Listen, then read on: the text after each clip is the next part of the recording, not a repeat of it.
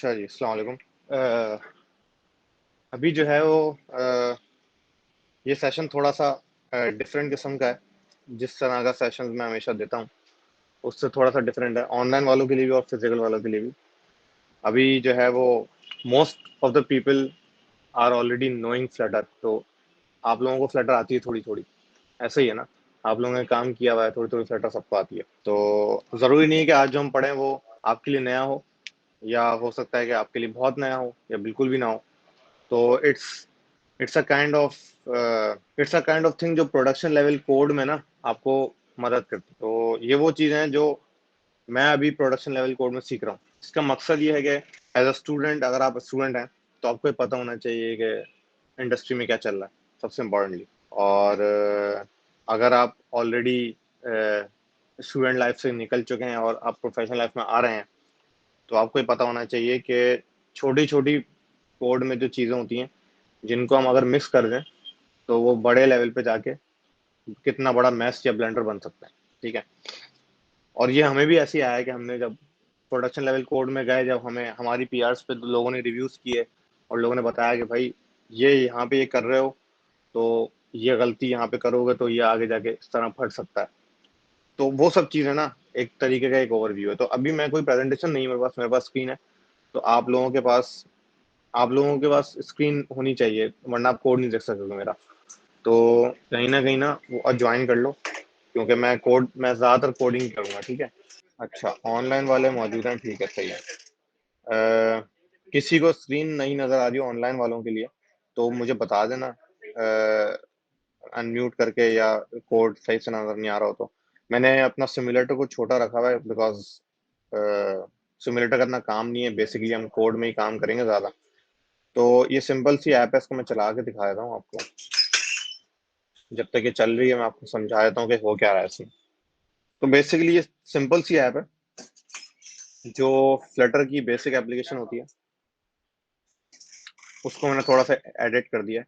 उसमें मैंने जो है वो काउंटर एग्जाम्पल की जगह मैं ये एक छोटी सी एपीआई कॉल कर दी है मैंने, जिससे यूजर नेम्स रिटर्न हो रहे हैं, और मैं वो नेम्स की लिस्ट यहाँ पॉपुलेट करवा रहा हूँ कॉलम में। सिंपल। तो ज़्यादा साइंस नहीं है, नेम्स का एक वो बना हुआ है, लिस्ट बनी हुई है। उस लिस्ट को मैं यहाँ फिल करवा देता हूँ, और ये रिस्पॉन्स आ रहा है पीछे से। ये फेक एपीआई है, अगर आपको पता हो तो। जेसन प्लेस होल्डर के नाम से एक वेबसाइट है, जिस पे आपको फेक रेस्ट एपीआई मिल जाती है। तो आपको उनके फेक रिस्पॉन्सेज मिल जाते हैं, तो आप as an API with proper async await future लगा के आप उसको कॉल कर सकते हैं। तो ये सिंपल एक एपीआई कॉल कर दी मैंने, और यहाँ से रिस्पॉन्स आ गया है, इसको प्रिंट करा दिया है। और मैं यहाँ पे हर एलिमेंट ऑफ नेम, मतलब नेम की की से जो भी चीज आ रही है उसको उठा के मैं नेम्स में ऐड करा रहा हूँ। तो ये नेम्स जो है यहाँ पे इधर पॉपुलेट हो रहे हैं। तो कॉलम के अंदर, चिल्ड्रन के अंदर, हर नेम के अगेंस्ट मैं एक लिस्ट स्टाइल बना रहा हूँ, जिसके अंदर टेक्स्ट है और उसके अंदर वो नेम है। तो सिंपल है। अब इसी को जो है वो हम, ये तो सिंपल आपने देख लिया ना कि एक ही फाइल में सब कुछ हो रहा है। एक ही फाइल में ये एपीआई कॉल हो रही है, यूआरआई बन रहा है, रिस्पॉन्स भी आ रहा है, रिस्पॉन्स पार्स भी हो रहा है। ठीक है। और ये नेम के अंदर ऐड भी हो रही हैं चीजें। तो अभी हम इसको कोशिश करेंगे कि इसको थोड़ा सा रिफैक्टर करते जाएं, और आर्किटेक्चर वाइज क्लीन कोड की तरफ जाते जाएं। तो उसमें ये सब चीजें, जितनी चीजें आती जाएंगी मैं आपको बताता जाऊंगा। हो सकता है कि सारी ना हो, या उसमें से कुछ हो जाए। मैं कोशिश करूंगा सारी हो जाए 12 बजे तक। तो अब ये ऐप चल गई है, तो ये देखें, अभी सिंपल ऐप है, ये सारे आपके लिस्ट पूरी आ गई है। इस लिस्ट के अंदर ये सारे 10 नाम आ गए हैं, और ये एपीआई जो है वो एक्चुअली ये है। तो अगर आपको मेरी स्क्रीन नजर आ रही हो, तो ये जेसन प्लेस होल्डर के नाम से एक एपीआई, एक वेबसाइट है। और किधर है टाइप कोड, ये रहा, यूजर्स, ये एपीआई है एक्चुअली। तो ये एपीआई है, और ये इसका लिंक है। ठीक है। ये एपीआई आपको 10 नाम ला कर दे देती है, यूजर आईडी 1 से लेकर 10 तक। और इसके अंदर जो नेम है वो मैंने उठा के प्रिंट करा दिया इधर, और कुछ भी नहीं किया है। सिंपल है, नेम की फील्ड को मैंने इधर लिस्ट में प्रिंट करा दिया। अब पॉइंट ये है कि जब ये, मतलब हम जब ऐप बड़ी हो जाएगी और ये सब चीजें हम अगर इस तरह करने लगे, तो हमारी ऐप जो है वो बहुत एक तरीके से मैस हो जाती है। क्योंकि आप जो है वो सारा काम एक ही फाइल में कर रहे हैं, ठीक है। आप लिंक भी उसी तरह कॉपी कर रहे हैं, और रिस्पॉन्स भी उधर ही पार्स कर रहे हैं, और जेसन डी कोड भी उधर ही कर रहे हैं। और तो ये जब आप इसके मल्टीपल पेजेस बनेंगे, ये ऐप बड़ी होगी और इसी के अंदर से डेटा किसी और स्क्रीन में जाएगा, तो आप जो है वो फंस जाएंगे। तो अब कोशिश करते हैं कि इसको थोड़ा सा रिफैक्टर करें। पहले तो सिंपल सी बात है, हम एक दूसरी फाइल बनाएंगे जिसके अंदर हम सारा यूआई से उठा के कोड किसी और जगह रख देंगे। तो सबसे पहले हम क्या करेंगे, हम एक फाइल बनाते हैं, डार्ट फाइल, और इसका नाम रख देते हैं यूजर मॉडल, ठीक है। और यहाँ पे लिख देते हैं क्लास यूजर मॉडल। अब हमें क्या करना है, हमें ये सारा जितना भी लॉजिक है ना इसके अंदर से, तो UI means only UI. UI का काम नहीं है कि वो पार्सिंग करे, वो डेटा फैच करे, वो एपीआई कॉल करे। यूआई का काम होता है सिर्फ आपको डेटा जो मिल रहा है उसको यूआई पे दिखा दो। अब जो डेटा मिल रहा है वो डेटा मिलना चाहिए कहीं से, तो जो कहीं है ना वो हम बना रहे हैं अभी, सही है। यूजर मॉडल हम बनाने की कोशिश कर रहे हैं। तो अब हम क्या करेंगे, हम सिंपल यहाँ पे आके एक यूजर मॉडल जो हमने क्लास बनाई है उसका एक user model equals to user model, ठीक है। इसका हम इंस्टेंस बना देते हैं यहाँ पे, इसको इंपोर्ट करा देते हैं। और हम फेच यूजर्स का एक फंक्शन है, ठीक है, जो जिसमें ये सारा कॉल हो रहा है, ठीक है। तो हम इसको कहते हैं कि भाई यूजर मॉडल जो है, user model dot get users. ये थोड़ी सी टेस्ट ड्रिवन अप्रोच है। टेस्ट ड्रिवन अप्रोच मतलब समझ लें कि टेस्ट तो नहीं लिख रहे हम ऑब्वियसली, लेकिन हम फेलिंग कोड लिख रहे हैं। तो टेस्ट ड्रिवन अप्रोच में ये होता है कि आप कोड लिखते हैं थोड़ा सा जो कि फटना शुरू हो जाए। फटने से मुराद के जरूरी नहीं है कि रन टाइम पे फटे, कंपाइल टाइम पे फटने का मतलब भी क्रैश होना होता है। तो आप ऐसा कोड लिखते हैं जिसमें थोड़े से एरर्स आ रहे हो, और उन एरर्स को रिजॉल्व करते हैं। फिर आप मजीद ऐसा कोड लिखते हैं जिसमें एरर आए, फिर उसको रिजॉल्व करते हैं। तो आप सिर्फ उतना ही कोड लिखते हैं जिसमें एरर आए, उस एरर को रिजॉल्व करते जाते हैं, फिर एरर वाला कोड लिखते हैं तो उसको रिजॉल्व करते हैं। बजाय तो अब बजाय इसके कि मैं यूजर मॉडल की क्लास के अंदर जाके पहले गेट यूजर से फंक्शन बनाता, मैंने उसको पहले कॉल कर दिया। तो अब कोड को ये पता ही नहीं है कि फंक्शन है, तो आपका कोड फेल हो रहा है, ठीक है। इसमें एक और काम हम करेंगे, हम बोलेंगे कि names equals to await user model dot get users. इससे क्या हुआ, इससे ये हुआ कि हमने ये पहले से ही अज्यूम कर लिया कि user model dot get users के अंदर से जो चीज आएगी वो लिस्ट ऑफ स्ट्रिंग होगी। क्यों, क्योंकि हमने नेम्स को लिस्ट ऑफ स्ट्रिंग दिया हुआ है। तो हमारी नेम्स का जो वेरिएबल है वो एक लिस्ट ऑफ स्ट्रिंग टाइप है, ठीक है। और हमने गेट यूजर्स के फंक्शन को कह दिया कि तुम जब बनोगे तो तुम्हें ये लिस्ट रिटर्न करनी है, लिस्ट ऑफ स्ट्रिंग्स। तो हम क्या करेंगे, हम कुछ भी नहीं करेंगे, आईडी हमें कहती है क्रिएट मेथड। तो ये क्रिएट मेथड हम ऑटोमेटिकली करेंगे, ये क्रिएट मेथड कर देगा इसके अंदर जाके। तो यूजर मॉडल के अंदर एक मेथड क्रिएट हो गया। इसकी रिटर्न टाइप होनी चाहिए लिस्ट ऑफ स्ट्रिंग। अब ये कह रहा था कि एरर, ठीक है, एरर दे रहा है। अब इसमें क्या करेंगे, हम इसमें हम उठा के कोड ले आएंगे वो वाला जो हमने यहाँ से उठाया था, ये हम यहाँ से उठा के इधर ले आए, ठीक है। अब ये सेट स्टेट तो यहाँ चलेगा नहीं ऑब्वियसली, ठीक है, इसको उठा देते हैं। और डिबग प्रिंट के लिए हम इसको फाउंडेशन को इंपोर्ट कर लेते हैं, और जेसन डिकोड के लिए हम इंपोर्ट कर लेते हैं डार्ट कन्वर्ट, ठीक है। और HTTP के लिए हम ये वाली लाइन उठा के ले आते हैं।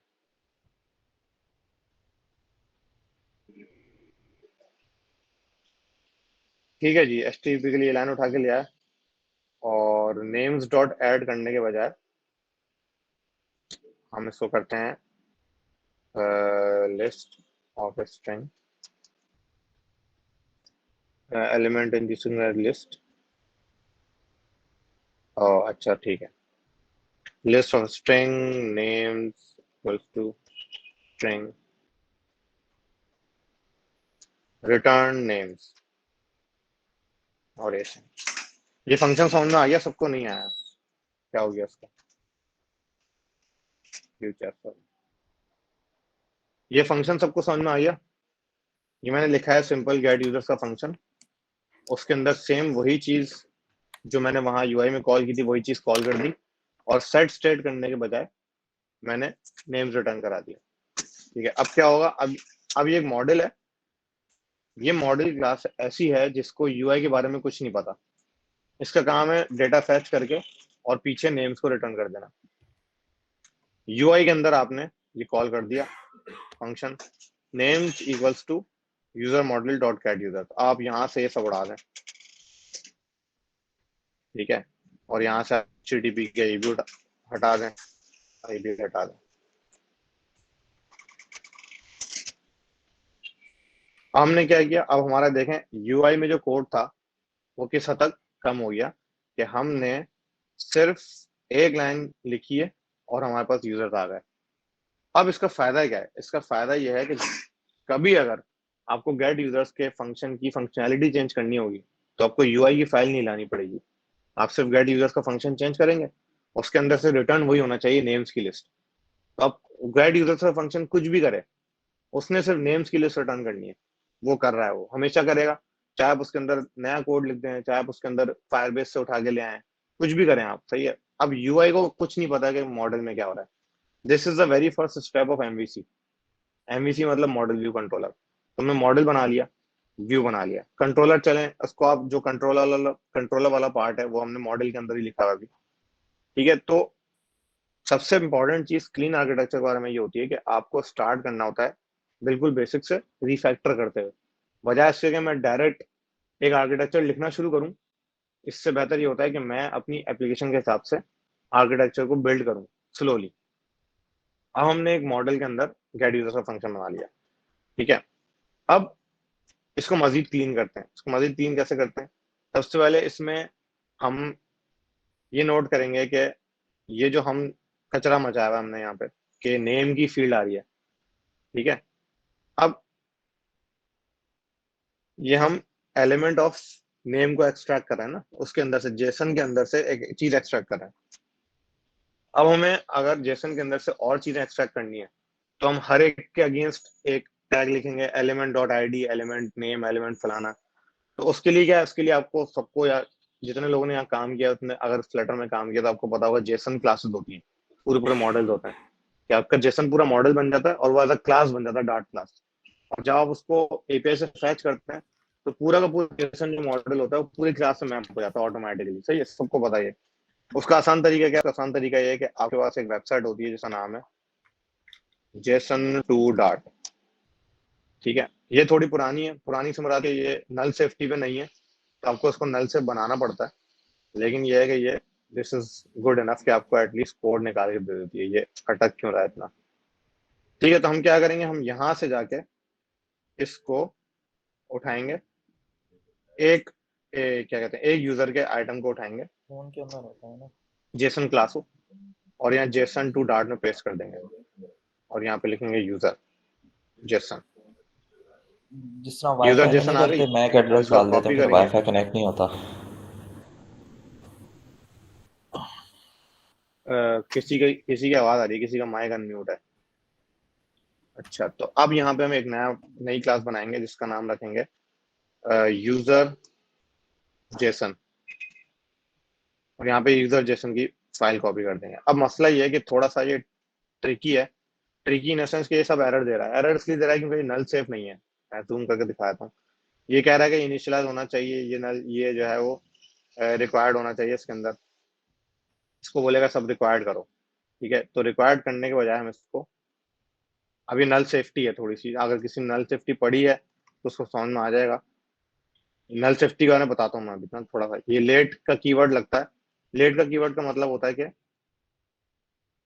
कंपाइलर असल में, नल सेफ्टी का मतलब है कंपाइलर कहता है कि मैं आपको कोई भी चीज नल नहीं छोड़ने दूंगा क्योंकि वो रन टाइम पे फट सकती है, ठीक है। नल सेफ्टी का मतलब ये होता है कि आपके पास रन टाइम पे नल पॉइंटर एक्सेप्शन ना आए।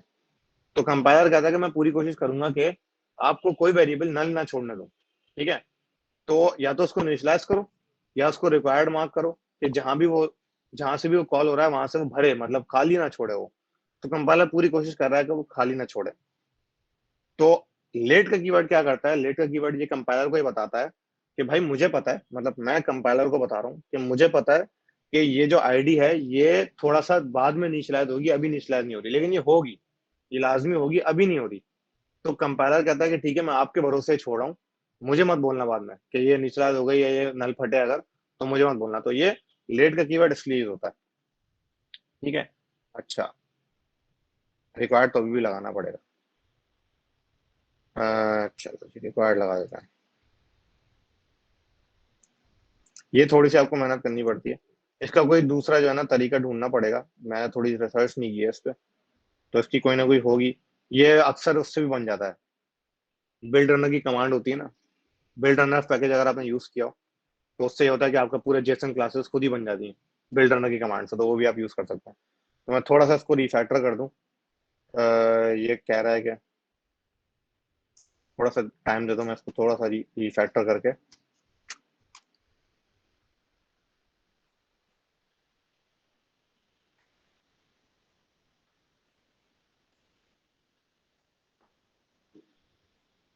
ठीक है जी। यूजर आईडी, एड्रेस, एड्रेस को छोड़ दो। ठीक है। हम सिर्फ कंपनी वगैरह, कंपनी को भी छोड़ दो। ठीक है। बस हमें तो यूजर का नाम चाहिए ना। टू जेसन हटा देते हैं, हमें रिटर्न में डेटा तो करना नहीं है कुछ, तो टू जेसन हम हटा देते हैं। एड्रेस की पूरी क्लास हटा देते हैं और कंपनी की पूरी क्लास हटा देते हैं। ठीक है, एड्रेस अपने हटा दिया यहाँ से, और यहाँ से भी हटा दिया,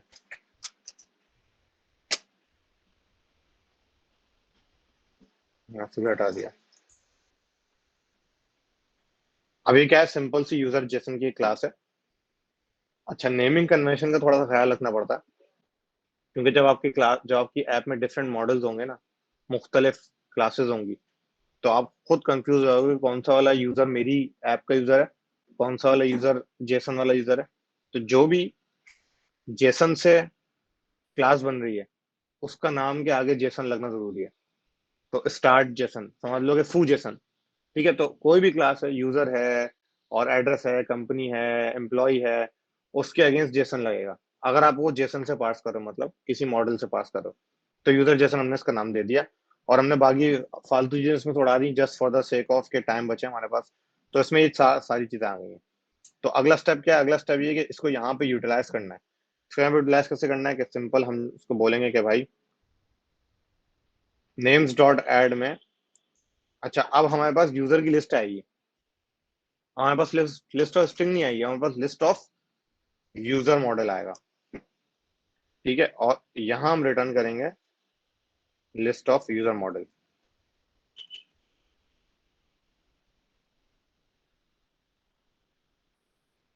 क्योंकि अब तो वो पूरा यूजर मॉडल आना हमारे पास। अब हमें सिर्फ नेम थोड़ी चाहिए, हम चाह रहे हैं कि सब टाइटल में उसका ईमेल भी दिखाएं। तो सब टाइटल में ईमेल दिखाने का मतलब ये है कि हम रिटर्न टाइप में लिस्ट ऑफ स्ट्रिंग नहीं रख सकते, क्योंकि स्ट्रिंग एक ही डेटा टाइप होता है। तो हमें कुछ ऐसी लिस्ट रिटर्न करनी है जिसके अंदर तीनों चीजें हों, यूजर की, एक ही यूजर की सब चीजें हों। तो हम list of user model return कर देंगे इसमें से। तो नेम्स के अंदर नेम्स की जगह हम इसको कर देते हैं, क्या है, नेम्स की जगह हम इसको कर देते हैं यूजर्स। और users dot add element dot, sorry, user model dot from JSON. क्या हो गया इसको, फ्रॉम जेसन का फंक्शन है तो सही। User model dot from Jason क्यों नहीं आ रहा है? नहीं नहीं, user model dot from Jason, और यहाँ पे आएगा एलिमेंट।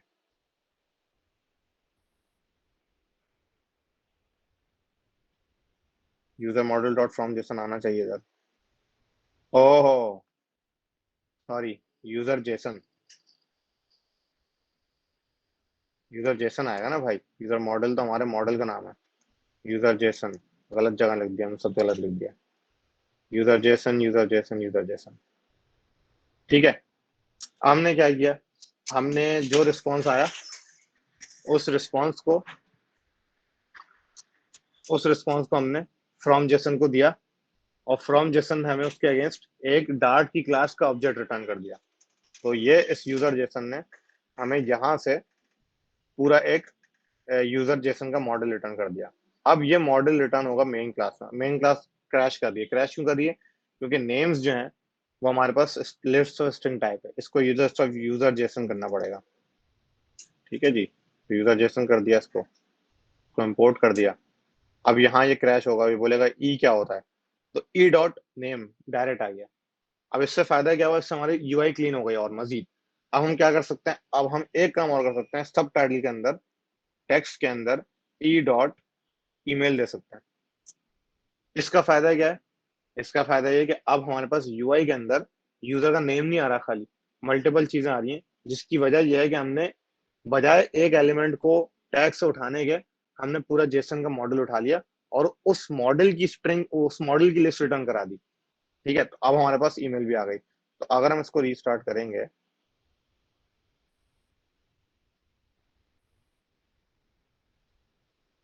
तो अब ये चल जाना चाहिए। मुझे लग रहा है इंटरनेट थोड़ा स्लो है, या मैं कुछ गलती कर रहा हूँ।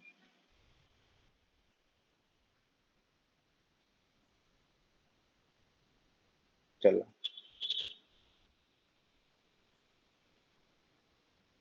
इंटरनेट चल रहा है, स्लो चल रहा है बहुत। क्या हो गया, मैंने कुछ गलती की है। अच्छा, यूजर जेसन,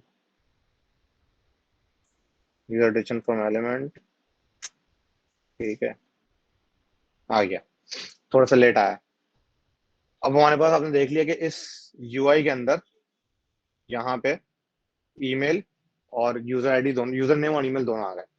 ठीक है, ये एक नेक्स्ट स्टेप है क्लीन करने का, कि आपने हर जेसन मॉडल की क्लास बनानी जरूरी है। ठीक है। अच्छा, अब नेक्स्ट स्टेप है एंटिटीज। एंटिटीज क्या होती हैं? Entities is a model. ठीक है, एंटिटीज मॉडल को ही कहते हैं। मॉडल का मतलब ये मॉडल क्लास जो हमने यूजर जेसन की बनाई है, ये भी एक एंटिटी है।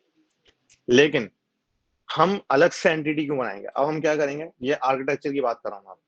अब मैंने एक, ये इसमें जो है इख्तिलाफ है। क्या आप, जो फोल्डर फोल्डर कन्वेंशन है, जैसे ये फोल्डर कन्वेंशन मैंने लिखी है ना, लिब के फोल्डर के अंदर एंटिटीज का फोल्डर बनाया है मैंने। इस तरह एंटिटीज, मॉडल्स, व्यूज, कंट्रोलर्स, कुछ लोग इस तरह चलते हैं। कुछ लोग कहते हैं नहीं, employ, user management, profile, sign up, module wise चलो। कुछ लोग कहते हैं कि आपकी ऐप का जो फोल्डर स्ट्रक्चर है, उससे मुझे पता चलना चाहिए कि आपकी ऐप में कौन कौन सा मॉड्यूल है, रीडेबिलिटी आसान होती है, पता चल जाएगा। अच्छा, प्रोफाइल का एक मॉड्यूल है, यूजर मैनेजमेंट का मॉड्यूल है, साइन अप का एक मॉड्यूल है, उस मॉड्यूल के अंदर model view controller, model view controller, model view controller. तो कुछ लोग ये कहते हैं। कुछ लोग कहते हैं नहीं, entities, models, views, controllers, helpers, ताकि मुझे पता चलेगा आपकी ऐप का आर्किटेक्चर क्या है। तो ये इसमें दोनों चीजें सही है, वो डिपेंड करता है कि आप किस चीज को प्रेफर करते हैं। एंटिटीज के अंदर न्यू फाइल बनाते हैं हम, जिसको हम कहते हैं यूजर डोमेन। ठीक है, ऐसे यूजर डोमेन हमने लिख दिया है, हम कोई भी नाम दे सकते हैं इसको, यूजर मॉडल दे सकते हैं। ठीक है, यूजर मॉडल दे सकते हैं वैसे इसको। इसमें हमने बनाई एक क्लास, इसका नाम दिया यूजर डोमेन। इस यूजर डोमेन के अंदर हमने एग्जैक्टली वही सारी चीजें कॉपी कर दी जो हमें, जो हमारे पास इधर थी, और हमने यहाँ से लेट सब हटा दिया। अभी मैं क्या कर रहा हूँ ये समझ में नहीं आ रहा। अभी समझते हैं इसको कि मैंने क्यों कर रहा हूँ ये। ठीक है, और इसके अंदर से ये भी उठा के ले आया हम, इसका कंस्ट्रक्टर बना दिया। सॉरी, सही है, यूजर डोमेन कंस्ट्रक्टर। इस कंस्ट्रक्टर के अंदर सारी चीजें, मैंने किया क्या है, मैंने किया ये है, एक यूजर डोमेन की फाइल बनाई। सही है, और उस यूजर डोमेन में एग्जैक्टली वही चीजें रखी जो यूजर जेसन की फाइल में थी।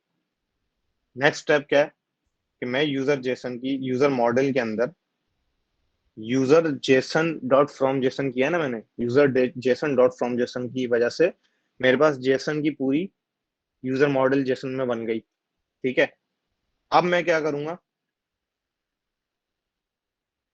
फॉर वार, ये मैं क्या कर रहा हूँ ये देख लेना। यूजर जेसन इन यूजर्स, ठीक है, क्या है इसको, यूजर जेसन इन यूजर्स, और लिस्ट of user domain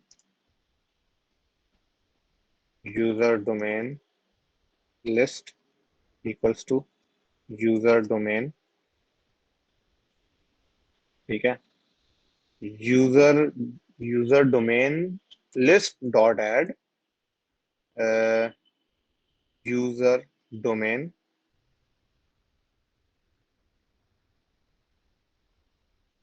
ठीक है,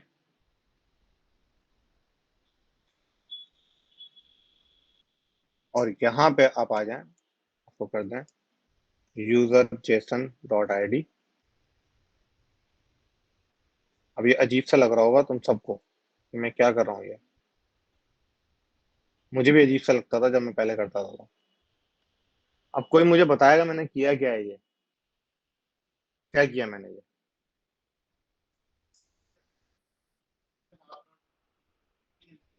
हाँ, मैंने एक जेसन क्लास, जेसन का ऑब्जेक्ट था, पहले मैंने तो जेसन को ऑब्जेक्ट में डाला, फिर उसी ऑब्जेक्ट का रेप्लिका बनाया और उस ऑब्जेक्ट को उस ऑब्जेक्ट में कॉपी कर दिया, कॉपी करके मैं और उसको अब मैं इस यूजर जेसन की बजाय यूजर डोमेन को रिटर्न कराऊंगा।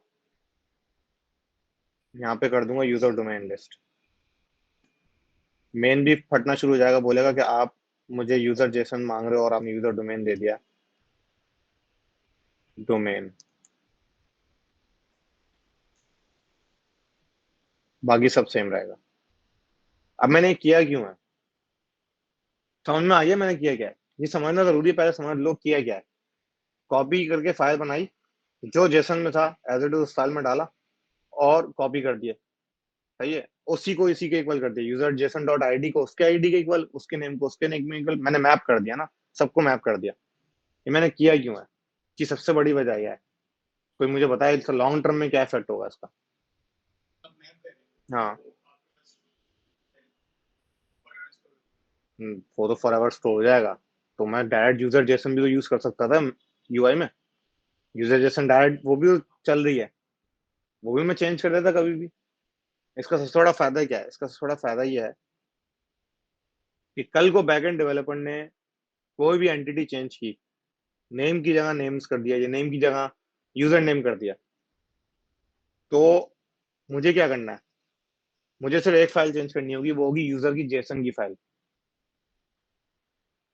ऐसा ही है ना, तो मेरी जो यूआई है वो सिर्फ डोमेन लेयर को पढ़ रही है। अब अगर यूजर किसी बैकएंड डेवलपर ने, ठीक है, यूजर के जेसन के अंदर कोई भी चेंजेस किए ना, तो मैं इसको यहाँ पे चेंज करूंगा, और ये जो मैप हो रहा है ना, ये जो मैप हो रहा है ये इस यहाँ पे चेंजेस करूंगा खाली, मतलब मैप होने में चेंजेस करूंगा। तो इसका फायदा क्या है, इसका फायदा ये है कि आपका JSON model can be different from domain model, but UI always listens to the domain model, UI does not know about whatever comes from the JSON. अब इसका नेक्स्ट फायदा है क्या, इसका नेक्स्ट फायदा ये है कि अगर बैकएंड से फर्स्ट नेम लास्ट नेम आ रहा है और उसको आपको कंबाइन करके दिखाना है, तो आप उसको first name plus last name करके दिखा सकते हो यूजर जेसन को डायरेक्ट ही ना, first name plus last name. उसका सही तरीका क्या है, उसका सही तरीका यह है, डोमेन लेयर इसीलिए होती है, डोमेन लेयर इसलिए होती है कि आपके पास जो भी डेटा आ रहा है वो मैनिपुलेट होकर डोमेन लेयर में फिट हो और फिर वो यूआई को नजर आए। तो अब यूआई जो है वो सिर्फ डोमेन लेयर को पढ़ रही है, और डोमेन लेयर जो है वो स्पेसिफिकली यूआई के लिए बनी हुई है। इन आर केस वो सेम है, हमारे केस में अभी सेम है ये। लेकिन अगर मुझे इसके अंदर यूजर के ईमेल के अंदर से यूजर की आईडी उठानी है, ठीक है, फर्ज करो कि मेरा अपना डोमेन ये कहता है कि यूजर की जो ईमेल एड्रेस है ना, उसके अंदर एट द रेट से पहले की जो कहानी है वो मैं यूजर की आईडी बना रहा हूँ अपने लिए, मेरे अपने डोमेन के लिए। तो क्या मैं वो जेसन के अंदर से उठा के उसको करके वहीं पे करूंगा और फिर यूआई को पढ़वाऊंगा? इसका तरीका ये है कि जब मैं मैप कर रहा हूँ, तो मैं मैप करते वक्त यहाँ पे यूजर नेम है, जैसे यूजर नेम है ना, इस यूजर नेम के अगेंस्ट मैं यूजर नेम नहीं लिखूंगा, फिर मैं बोलूंगा यूजर जेसन के अंदर जो ईमेल एड्रेस है ना, उसको डॉट स्प्लिट करो एट द रेट से और उसका पहला आईडी उठा लो। ये है डोमेन लेयर। अब जेसन से कुछ भी आए, जेसन से तो ईमेल ही भेजेगा, लेकिन मुझे अपने यूआई के लिए जो भी मैनिपुलेशन करनी है वो मैं डोमेन लेयर में करूंगा।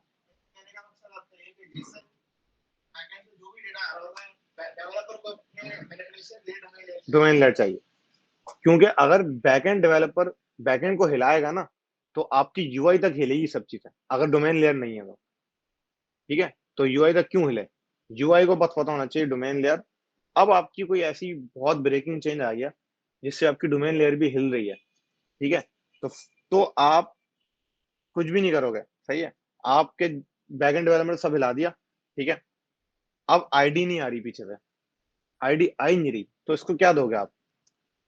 कुछ ना कुछ तो देना ना। यहाँ पे आपने इसको एम्प्टी स्ट्रिंग दे दी 1 2 3, फिलहाल यूआई नहीं हिली आपकी, आपको यूआई हिलाने की जरूरत नहीं पड़ी अभी, सही है, आप चाहते तो आप यूआई में कुछ कर सकते थे जाके, ठीक है, लेकिन आपने क्या किया, आपने बोला कि भाई मेरी यूआई तो इस डोमेन को पढ़ रही है ना, तो इस डोमेन में से कुछ भी जाए, मुझे को मकसद नहीं है, यूआई को नहीं पता कि मैं हार्ड कोडेड डेटा डेटा दे रहा हूँ या भरा हुआ डेटा आ रहा है। आपने देखा अच्छा यूजर को डोमेन को एक चीज चाहिए, लेकिन मेरे बैकएंड से अभी नहीं आ रही, तो नहीं आ रही तो ठीक है मैं खुद दे देता हूँ फिलहाल, अनलेस के कोई परमानेंट चेंज नहीं है। तो ये छोटे छोटे चेंजेस जो होते हैं ना, वो आपके डोमेन लेयर से यूआई से अलग हो जाता है। तो ये नेक्स्ट स्टेप ये है कि आपको एंटिटीज बनानी है।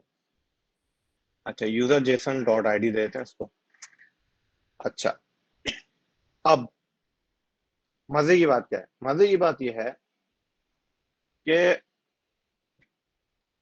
मुझे इस यूजर जेसन को जो कन्वर्ट कर रहा हूँ, मैं मैप कर रहा हूँ, वो इस फंक्शन के अंदर कर रहा हूँ, गेट यूजर्स के अंदर, सही है। अब फर्स्ट करो कि कोई और मुझे फंक्शन बनाना है, ठीक है, जिसके अंदर मुझे यूजर का डेटा चाहिए, ठीक है, for suppose for any reason, for X Y Z reason. तो उसका नुकसान क्या होगा? उसका नुकसान ये होगा कि जो मैंने मैप किया हुआ है ना, जेसन को डोमेन में जो मैप किया हुआ वो इस फंक्शन के अंदर, सही है, तो ये फंक्शन रिस्पॉन्सिबल है जेसन को डोमेन में कन्वर्ट करने की, जबकि ऐसा नहीं होना चाहिए। इसको एक जगह पे होना चाहिए जहां पे ये डायरेक्टली कन्वर्ट हो, वहीं से। इस फंक्शन की रिस्पॉन्सिबिलिटी ये कन्वर्ट करना नहीं है, सही है, इस फंक्शन की रिस्पॉन्सिबिलिटी है यूजर्स को लाके देना और पीछे यूआई पे भिजवाना। ये फंक्शन अभी दो रिस्पॉन्सिबिलिटीज कर रहा है, जो कि सिंगल रिस्पॉन्सिबिलिटी प्रिंसिपल का वायलेशन है, SLP, SLP single responsibility principle. तो डेटा लेयर जो है आपकी, डेटा, अच्छा डेटा लेयर भी कहीं लिखी है मैंने, हाँ डेटा लेयर। तो आपकी जो डेटा लेयर है वो एक्चुअली अब ये यूजर जेसन बन गई है, लेयर तो नहीं है, खाली एक मॉडल की फाइल है खाली, लेकिन हम इसको डेटा डेटा लेयर कह सकते हैं। इस डेटा लेयर का काम ये है कि ये कन्वर्जन्स करे सारी, डेटा से जेसन में करे, डोमेन से और मजीद किसी चीज में करना तो करे या मैनिपुलेशन करे, ठीक है। तो जो आपकी डोमेन लेयर है ना, उसको डेटा लेयर का, आपको डोमेन लेयर का पता हो सकता है, लेकिन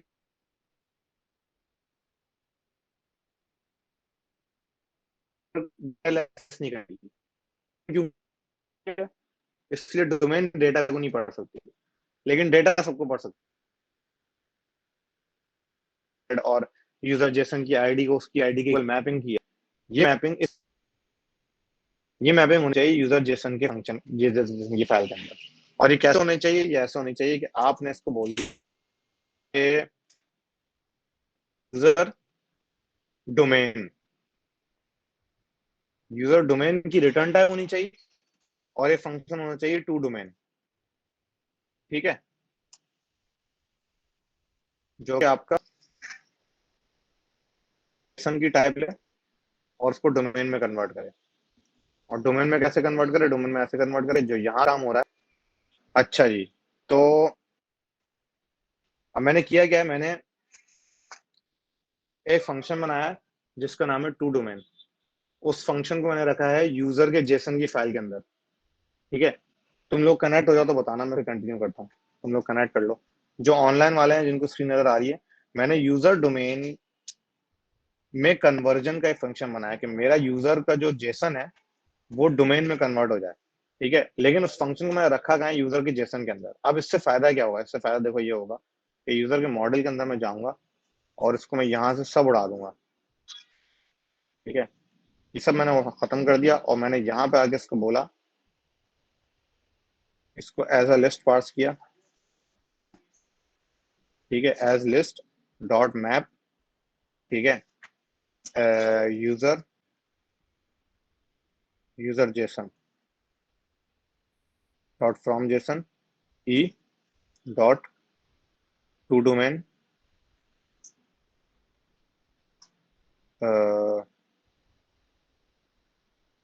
टू डोमेन के अंदर ये नहीं आएगा।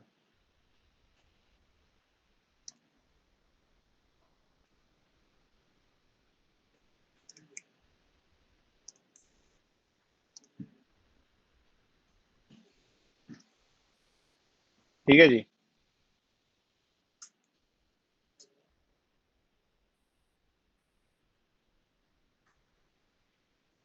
इसको क्या हो गया? हाँ, अभी थोड़ा सा कॉम्प्लिकेटेड कोड हो गया। कॉम्प्लिकेटेड से मुराद थोड़ा सा ये सब यहाँ खत्म हो गया। अब देखो मैंने किया क्या है, मैंने किया ये है, जो ऑनलाइन वाला देख रहे हैं तुम लोगों को, स्क्रीन कनेक्ट हो गई, नजर आ रही है? ठीक है, ये फॉलो किया तुमने, मैंने लिखा है अभी यहाँ पे, लास्ट लाइन जो मैंने लिखी है, रिस्पॉन्स। ये तो पहले लिखा हुआ था ना, एज लिस्ट में पार्स करा था मैं इसको, जेसन डिकोड करके लिस्ट में पार्स किया, लेकिन इस लिस्ट के अंदर लूप चलाने के बजाय मैंने इसको कर दिया मैप। मैप किया और हर एलिमेंट को कन्वर्ट किया फ्रॉम जेसन में, जो पहले मैं कर रहा था लूप के अंदर। ठीक है, लेकिन उसके बाद मैंने क्या किया, उसके बाद मैंने टू डोमेन का फंक्शन कॉल कर दिया। ये टू डोमेन का फंक्शन अंदर बना हुआ है, ये रहा। ये क्या कर रहा है, वही कर रहा है जो पहले हम कर रहे थे मॉडल के अंदर, कि हर आईडी को आईडी के अगेंस्ट कर रहा है, और यहाँ पे सारी मैनिपुलेशन हो रही है, ईमेल के अंदर से स्प्लिट हो रहा है। तो ये जेसन की फाइल के अंदर हो रहा है। तो इससे फायदा क्या हुआ, इससे फायदा ये हुआ कि इस यूजर का जो फंक्शन का जो काम है वो सिंगल हो गया। इसका काम ये था कि डेटा गेट करे और रिटर्न कर दे लिस्ट। तो लिस्ट इसको मिल गई यहाँ से टू डोमेन में।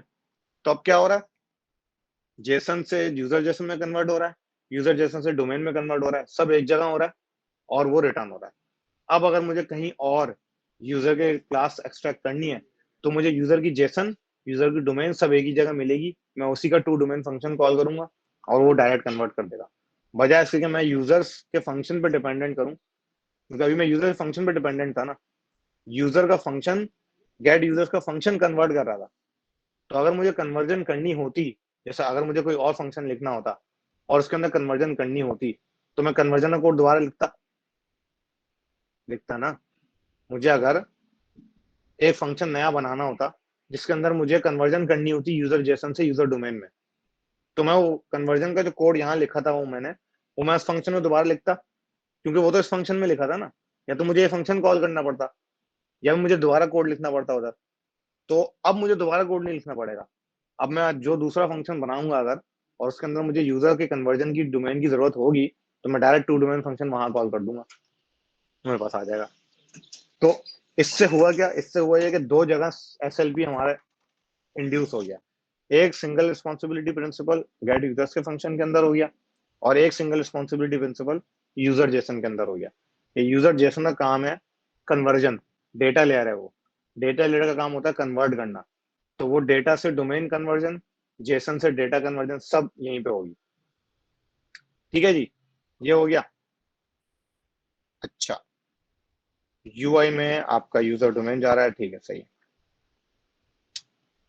अब आप आ जाएं, अच्छा टाइम कितना बचा, 35 हो रहा है। अच्छा, अब हम क्या करते हैं, अब हम अ, अच्छा अभी जो है मैं स्टेट मैनेजमेंट भी सोच रहा था इसमें एक ब्लॉग बना के उसको करके देखने की, लेकिन मुझे लग रहा है ब्लॉग में टाइम लग जाएगा। तो हम ये कर सकते हैं कि हम एब्स्ट्रैक्शन पे बात कर सकते हैं। ठीक है, अब हमें क्या करना है,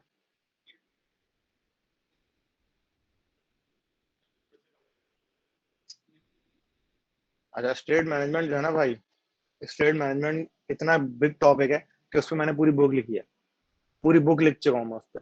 अभी वो ऑर्डर वो अवेलेबल नहीं है, मतलब प्री ऑर्डर के लिए अवेलेबल है, पब्लिश नहीं हुई है, होने वाली है। अब स्टेट मैनेजमेंट जो है ना, वो सिर्फ इसलिए काम आता है कि आपके यूजर की एप्लीकेशन से जो इंटरेक्शन हो रही है ना, कि यूजर जब कुछ टैप करता है तो कुछ लोडिंग आएगी, कुछ चेंजेस होंगी, वो डेटा कहीं और एक्सेस होगा, एक स्क्रीन का डेटा कहीं और एक्सेस हो रहा है, और एक ग्लोबल डेटा कहीं और एक्सेस हो रहा है। इस सबको मैनेज करने के लिए स्टेट मैनेजमेंट होती है। ये सब काम आप सर्च स्टेट से भी कर सकते हो। सेट स्टेट मतलब बिल्कुल बेसिक स्टेट जो सेट स्टेट मैनेजमेंट होती है। लेकिन सेट स्टेट जो है वो विजेट स्पेसिफिक होता है। आप विजेट के अंदर कॉल करते हो, वो विजेट रिबिल्ड कर देता है। अब अगर आपको स्क्रीन ए का डेटा स्क्रीन बी में चाहिए और वो दोनों डिफरेंट नेविगेशन में है, तो पहले स्क्रीन ए से आप डेटा आपको कॉल बैक के जरिए ऊपर वाली स्क्रीन में ले आना पड़ेगा, फिर वो कॉल बैक के जरिए बीच वाली स्क्रीन में आएगा। ये पूरी एक हायरार्की बन गई ना। अब अगर बहुत बड़ी ऐप है जिसमें बहुत बड़ी ब्रांचेस ऑफ नेविगेशन है, तो उसमें तो आप फंस जाओगे, साइड स्टेट कॉल बैक करते करते कहाँ तक लेके जाओगे। उस काम के लिए साइड स्टेट मैनेजमेंट यूज होती है। उसमें अलग अलग तरीके हैं। कुछ स्टेट मैनेजमेंट टेक्निक्स होती हैं जिनमें सारा डेटा एक जगह होता है, ठीक है, और वो शुरू में इंजेक्ट कर दिया जाता है पूरी, और जो भी आपका विजिट होता है वो उस मेन जगह को चेंज करता है और बाकी सारे उस मेन जगह को पढ़ रहे होता है। तो वो डायरेक्ट रिलेशन है ही नहीं। कुछ टेक्निक्स ऐसी होती हैं जिसमें आपके पास स्टेट पहले से ही इंजेक्टेड होती है और आपको सिर्फ कॉन्टेक्स्ट से वो, जैसे थीम डॉट ऑफ कॉन्टेक्स्ट करते हो ना, theme dot of context dot text theme dot title, या आपने सैम्पल ऐप में भी देखा होगा थीम डॉट ऑफ कॉन्टेक्स्ट के करके। तो जो ऑफ कॉन्टेक्स्ट का फंक्शन है वो आप खुद बना सकते हो और वो इनहेरिटेड विजेट से बनता है। तो प्रोवाइडर भी इसी तरह काम करता है, provider dot of context, theme dot of context.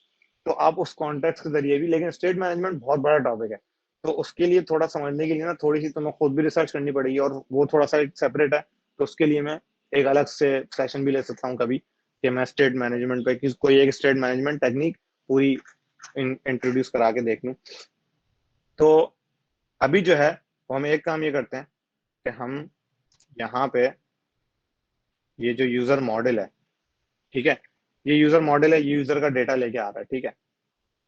अब एक बात हम काम करते हैं, हम वो करते हैं एब्स्ट्रैक्शंस की।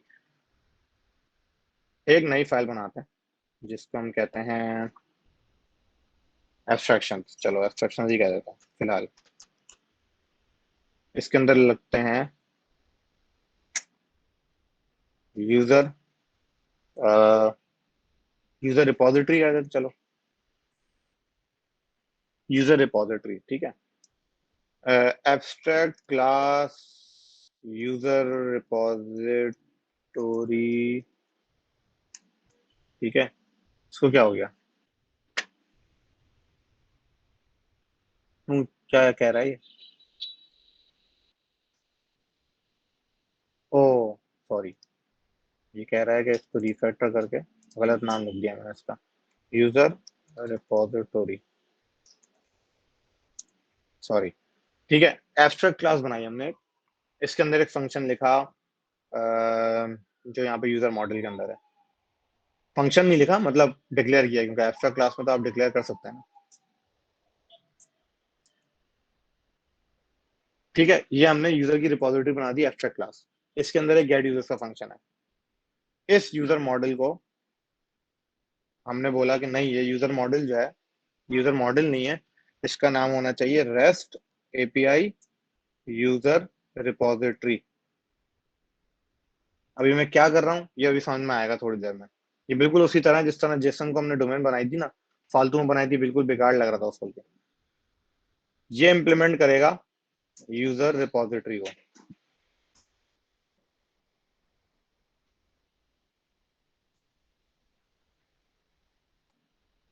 फॉलो किया ये मैंने, क्या किया ये मैंने एक जो हमारा यूजर मॉडल की क्लास थी जिसके अंदर एपीआई कॉल हो रही थी, उस यूजर मॉडल की क्लास को रीनेम किया, उसको बोला रेस्ट एपीआई यूजर रिपोजिटरी, उसको इम्प्लीमेंट करा दिया यूजर रिपोजिटरी की उस एब्स्ट्रैक्ट क्लास से जो हमने बनाई थी अभी। तो जो गेट यूजर का फंक्शन है, उसको उसके ऊपर उसने बोल दिया भाई ओवरराइड लिख दो, आपने सेम नाम का फंक्शन बनाया। तो हमने यूजर रिपोजिटरी की एब्स्ट्रैक्ट क्लास को यहाँ पे इम्प्लीमेंट कर दिया। ये एब्स्ट्रैक्शन को इम्प्लीमेंट किया, इंटरफेस इंटरफेस लिखा, उसको इम्प्लीमेंट कर दिया, बस और कुछ नहीं किया। लेकिन ये मैंने किया क्यों है? किसी का मैसेज आया है, रिकॉर्डिंग मिल जाएगी क्योंकि क्या कह रहे हैं। हाँ सही है, कोई मसला नहीं, रिकॉर्ड हो रही है शायद, ये इन लोगों से पूछ लेने कर देंगे। अच्छा, तो हमने क्या किया, हमने इंटरफेस बना के उसको इम्प्लीमेंट कर दिया, कुछ भी नहीं किया हमने। अभी हमने किया क्यों है, एक फजूल की एक्स्ट्रा फाइल बनाई और फजूल की ओवरराइड बनाई, फजूल की इम्प्लीमेंटेशन लिख दी। क्यों लिखी? कल को मैं कहता हूँ, या मेरा मैनेजर आके या मेरे सीईओ आके कहते हैं कि भाई ये जो बैकएंड है ना, ये डेवलपर ने लिखा है बैकएंड, इसकी जगह मुझे फायरबेस लगानी है, फायरबेस से यूजर लेके आना है। तो अब जो हमने डोमेन लेयर जेसन बनाना सभी लिखी है, इसका फायदा एक तो ये हुआ कि यूआई तो नहीं लेगी हमारी, ठीक है। यूआई को तो डोमेन मिलेगी, हम डोमेन को किसी भी तरह बनाएं, उसको हम रेस्ट से बनाए किसी से बनाए, लेकिन डोमेन की जो 5 फील्ड हैं उनको हम भर के यूआई को भेजना है। तो एटलीस्ट हमारा आर्किटेक्चर का ये फायदा तो हो गया कि कल को बैकएंड हिलेगा तो हमारी यूआई पे हमें कोई चेंज नहीं करना पड़ेगा, हमें डोमेन बनानी है भेजनी है, डोमेन बनानी है भेजनी है। लेकिन अब अगर किसी दिन कहते हैं कि भाई ये वाला बैकएंड हटा के आप जो है फायरबेस से यूजर्स लेके आओ, सेम यूजर क्लास है, सेम सब कुछ है, ठीक है, फायरबेस से लेके आना है अपने डेटा, तो अब ये गेट यूजर्स का फंक्शन चेंज करते, इस गेट यूजर्स के अंदर लिंक हटाते, इसके अंदर फायरबेस इंस्टेंस लाते, फायरबेस के अंदर से जेसन पास करते, उसको अपने जेसन में मॉडल में बिठाते, उसके अंदर कन्वर्ट करते, जेसन टू डोमेन फलाना सब करते। एक महीने बाद सीईओ दोबारा बोलता यार वो बैकएंड से दोबारा कनेक्ट करके देखना, तो फिर आप दोबारा हटाते कोड, फिर दोबारा फायरबेस से दोबारा ये लिखते ये वाला कोड या कमेंट आउट करते। अब हम क्या करेंगे, हम कुछ भी नहीं करेंगे, ये हमने एब्स्ट्रैक्शन लिख दी, ये हमारी सिंगल एब्स्ट्रैक्शन है, एब्स्ट्रैक्शन लिखी हुई है। अब सीईओ आया, उसने बोला फायरबेस लगाओ, आपने यहाँ पे जाके लिखा एंटिटीज में कहा है यूजर जेसन, यूजर मॉडल है ये, सॉरी इसके अंदर हम लिख देते हैं, इस यूजर मॉडल को मुझे कहीं भेजना है, यूजर मॉडल नहीं है ये, सॉरी ये अब चेंज हो जाएगी ना, ये हो गई रेस्ट एपीआई यूजर रिपोजिटोरी, ये रेस्ट एपीआई यूजर रिपोजिटरी है जो कि यूजर रिपोजिटरी की इंप्लीमेंटेशन है, ठीक है, फाइल नेम चेंज किया मैंने। अब मैनेजर आया, उसने बोला फायरबेस से कनेक्ट करना है, आपने लाइब्रेरी में नई फाइल बनाई, उसको बोला फायरबेस यूजर रिपोजिटरी, नई फाइल बनाई, इसके अंदर लिखा फायरबेस यूजर रिपोजिटोरी, ठीक है, इम्प्लीमेंट्स यूजर रिपोजिटरी, इसको इम्प्लीमेंट कराया, मिसिंग ओवरराइड लिखा, ये खत्म किया, यहाँ पे लिख दिया रिटर्न, ओ सॉरी यहाँ पे आपने रिटर्न कर दिया, क्या रिटर्न कर दिया, लिस्ट ऑफ यूजर डोमेन, ठीक है।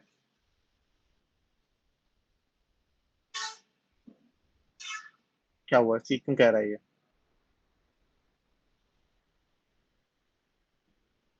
तो लिस्ट ही तो रिटर्न कर रहा हूं मैं, the future of list, oh sorry sorry sorry, async लगेगा इसमें, इधर नहीं लगेगा इधर लगेगा, ठीक है, आईडी में डाल दिया आपने,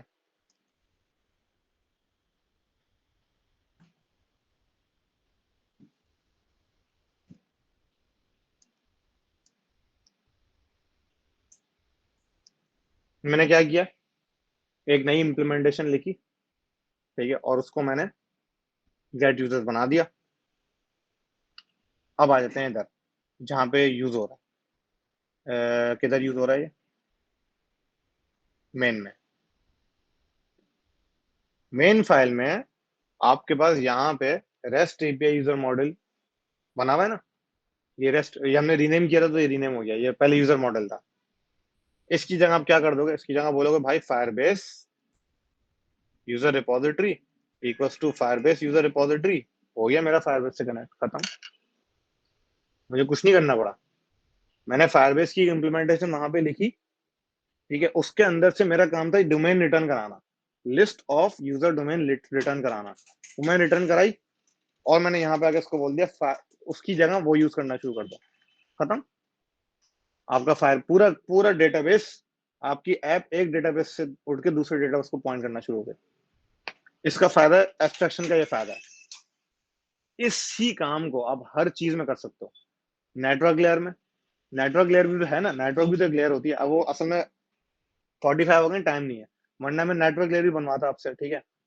तो नेटवर्क लेयर भी इसी तरह है, कल को आपको एचटीटीपी के बजाय कोई और पैकेज यूज करना है, सॉकेट प्रोग्रामिंग करनी है, ठीक है, तो नेटवर्क लेयर में तो वही फंक्शन होंगे ना, गेट पोस्ट डिलीट पुट, अब वो सॉकेट में हो कि वो क्या कहते हैं स्ट्रीम्स में हो कि वो कुछ भी हो, लेकिन आपको तो एब्स्ट्रैक्शन चाहिए ना, कि कल को मेरे उसको बोल दिया भाई HTTP जैसे फ्लटर के अंदर HTTP है और DO है, 2 पैकेजेस हैं। मुझे मशहूर 2 ही हैं भाई, मुझे नहीं पता और भी हों। तो अगर HTTP के बजाय DO यूज करना हो किसी के भाई DO डॉट गेट करना है, HTTP डॉट गेट नहीं करना, तो आपने एक्सप्रेशन लिखी हुई है, उसकी इम्प्लीमेंटेशन लिखी, और कल को दोबारा उसने बोल दिया बैकएंड से कनेक्ट करो, आप यहाँ पे आके इसको बोलोगे बैकएंड, रेस्ट एपीआई, वापस आ गए, कंट्रोल जी करो, रेस्ट एपीआई आ गया। किया कुछ भी नहीं है, कोई फाइल में कुछ चेंज नहीं किया, ठीक है, आपने सिर्फ रिटर्न किया है और कुछ भी नहीं किया। चल रहा है वो, बिल्कुल सही चल रहा है। अगर मैं इसको फायरबेस कर दूं तो चलना चाहिए उसूलन, ये अगर नहीं चलेगा तो इसमें कोई मसला किया है मैंने, इसका मतलब। हाँ ना, आ गया ना, मैंने एक डोमेन रिटर्न किया था उधर से। तो ये देखें आप, this is an live example of changing databases, कि एक डेटाबेस आपको एक रिटर्न कर रही है, एक डेटाबेस आपको 10 रिकॉर्ड रिटर्न कर रही है। तो बनाने में टाइम लगता है, ट्रेड ऑफ है, या तो शुरू में टाइम जाया कर लो, या बाद में मेंटेनेंस में ही फंसे रहो। दो दो तरीके होते हैं ना, आप शुरू में ट्रेड ऑफ कर लें कि आप अच्छा आर्किटेक्चर लिखें, अच्छी एब्स्ट्रक्शन, और ये एब्स्ट्रक्शन अभी तो बड़ी आसान लग रही है, और जब जब जिस मतलब बड़े लेवल पे काम करोगे तो एब्स्ट्रक्शन समझ में नहीं आएगा तुम्हें, ये कौन सी एब्स्ट्रक्शन कहाँ लिखूं, किधर जाऊं क्या, क्योंकि आर्किटेक्चर अगर बना हुआ है, सही है, तो उसको समझना मुश्किल होता है।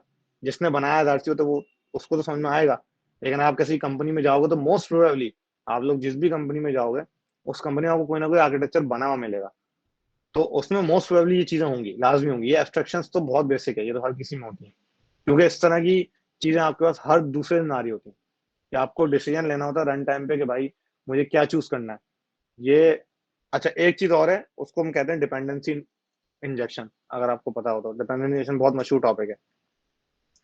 अब ये जो, अब मैं यूआई में चेंज कर रहा हूँ ना अभी आगे, अब मैं देखो यूआई की फाइल चेंज हो रही है, फायरबेस यूजर रिपोजिटरी जो है उसको मैं यहाँ पे आके चेंज कर रहा हूँ यूआई में आके, तो वो नया मॉडल यूज कर लिया। मैं चाह रहा हूँ नहीं भाई, मुझे यूआई की फाइल भी चेंज ना करनी पड़े, ऐसा कुछ जादू हो कि मैं बस खुद ही मतलब ऑटोमेटिक मैं कुछ करूँ और ऑटोमेटिक सब चीजें शिफ्ट हो जाए, सब चीजें वापस आ जाए, उसके लिए होती है डिपेंडेंसी इंजेक्शन। डिपेंडेंसी इंजेक्शन हम ट्राई कर सकते हैं, लेकिन उसके लिए जो है वो, चलो ट्राई करते हैं, 10 मिनट है ना। अब हमारा गोल क्या है, हमारा गोल ये यूआई में भी चेंज ना करना पड़े, सही। यूआई में हम क्या लिखें, यूआई में हम लिखें ये,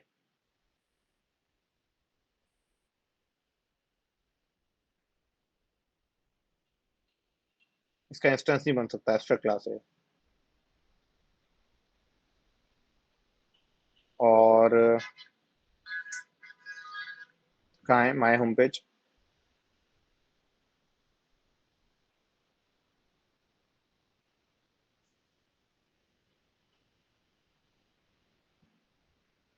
मैं जो कर रहा हूँ देख लो, थोड़ा सा टिपिकल लग रहा होगा लेकिन,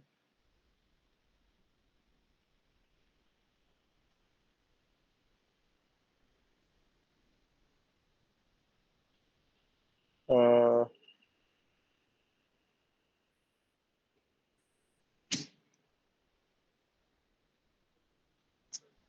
इसको क्या हो गया, ओ सॉरी, इसका इनिट स्टेट कहाँ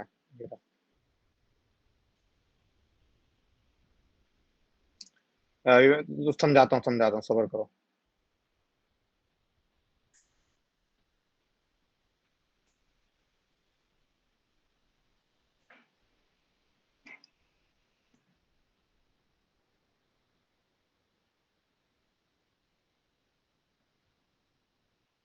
हाँ ठीक है, अब मैंने क्या किया, मैंने बोला कि भाई मुझे यूआई में भी चेंज ना करना पड़े, तो मैंने यूआई को अपनी एब्स्ट्रैक्ट क्लास का कीवर्ड दे दिया, जो मेरी एब्स्ट्रैक्ट क्लास थी यूजर रिपोजिटरी के नाम से, जनरल। अब मैंने फायरबेस या रेस्ट पे यूआई में नहीं घुसा है, यूआई को बोला कि तुम्हें यूजर रिपोजिटरी टाइप की एक ऑब्जेक्ट मिल जाएगा, उसका गेट यूजर्स कॉल करना है। लेकिन वो होगा क्या तुम्हें नहीं पता, तुम्हें सिर्फ गेट यूजर्स कॉल करना है। एब्स्ट्रैक्शन का फायदा यही है ना, कि एब्स्ट्रैक्ट क्लास का गेट यूजर फंक्शन कॉल करना है, उस गेट यूजर फंक्शन की जो भी इंप्लीमेंटेशन उस वक्त रन टाइम पे हो, वो तुम्हें कॉल कर देनी है। हम ये चाह रहे हैं, तो हमने आधा काम तो कर दिया, हमने यूआई को कह दिया कि देखो ये तुम्हारी यूजर रिपोजिटरी है फाइनल, और ये तुम्हें यहाँ कंस्ट्रक्टर में मिल जाएगी, और ये कंस्ट्रक्टर ऊपर से इसको पास करेगा ठीक है, तो तुम्हारा काम सिर्फ होना चाहिए कि इसको यूजर रिपोजिटरी के अंदर से गेट यूजर्स कॉल कर दो, दैट्स इट। तुम्हारा और कोई काम नहीं है, यूआई का कोई काम। अब क्या होगा, अब मैं पीछे से रेस्ट करूं, कुछ भी करूं, यूआई को कुछ नहीं पता। यूआई को एक यूजर रिपोजिटरी का ऑब्जेक्ट मिला, बस, तो गेट यूजर्स। तो हमें यूजर यूआई को तो हमने पूरा डिकपल कर दिया। अब मसला ये है कि ये डिसीजन कहाँ होगा कि फायरबेस है या रेस्ट है, ये डिसीजन भी तो लेना है ना हमने। इसके लिए आती है डिपेंडेंसी इंजेक्शन। डिपेंडेंसी इंजेक्शन हम इम्प्लीमेंट कर सकते हैं खुद से, ठीक है। हम चाहते हैं तो कि भाई पूरा हम मॉडल बना सकते हैं डीआई का फ्लटर के अंदर ही खुद से, लेकिन उसकी जरूरत नहीं है। उसकी जरूरत इसलिए नहीं है क्योंकि गेट का एक फ्लटर का पैकेज होता है। आप सब लोगों ने शायद, कुछ लोगों को जानते हो, कुछ लोग नहीं जानते हो। इसको हम यहाँ से इंस्टॉल करते हैं, गेटेड के पैकेज को। अब ये मैं पहली बार कर रहा हूँ तो मुझे खुद जो है ना थोड़ा सा वो हो रहा है कि पता नहीं ये चले नहीं चले, लेकिन ये कि ट्राई करते हैं। मैंने गेटेड यूज किया है पहले भी, मेरी अपनी ऐप में भी यूज हो रहा है। मतलब जो मैं प्रोडक्शन लेवल ऐप में यूज कर रहा हूँ, बिल्कुल यही काम हो रहा है। गेटेड से डिपेंडेंसी इंजेक्ट होती है और यहाँ पे हम ऊपर बना देते हैं final get it equals to, oh sorry, final get it, get it, हाँ गेट इट, ठीक है। फाइनल एक इंस्टेंस बना दिया गेटेड का, गेटेड का ग्लोबल इंस्टेंस बना दिया। ये गेटेड क्या है, क्यों है, बाद में खुद पढ़ लेना, कोई इतना कोई साइंस नहीं है। हमने एक पैकेज इंटीग्रेट किया, उस पैकेज के अंदर एक हमें गेटेड का इंस्टेंस मिलता है। उस इंस्टेंस को हमने ग्लोबल वेरिएबल बना दिया जो पूरी दुनिया में कहीं भी एक्सेसिबल हो सकता है, ठीक है। और हमने इसी डॉक्यूमेंटेशन के अंदर गए और उसको हमने बोला कि भाई क्या हिसाब है ये इधर, इसको रजिस्टर कैसे करते हैं ये बता दो हमें। तो हमने देखा कि भाई ये यहाँ पे रजिस्टर सिंगलटन के अंदर से कुछ होता है, ये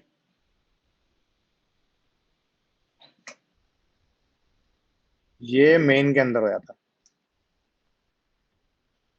यहाँ पे आएगा आपका यूजर रिपोजिटरी और यहाँ पे आएगा आपका रेस्ट एपीआई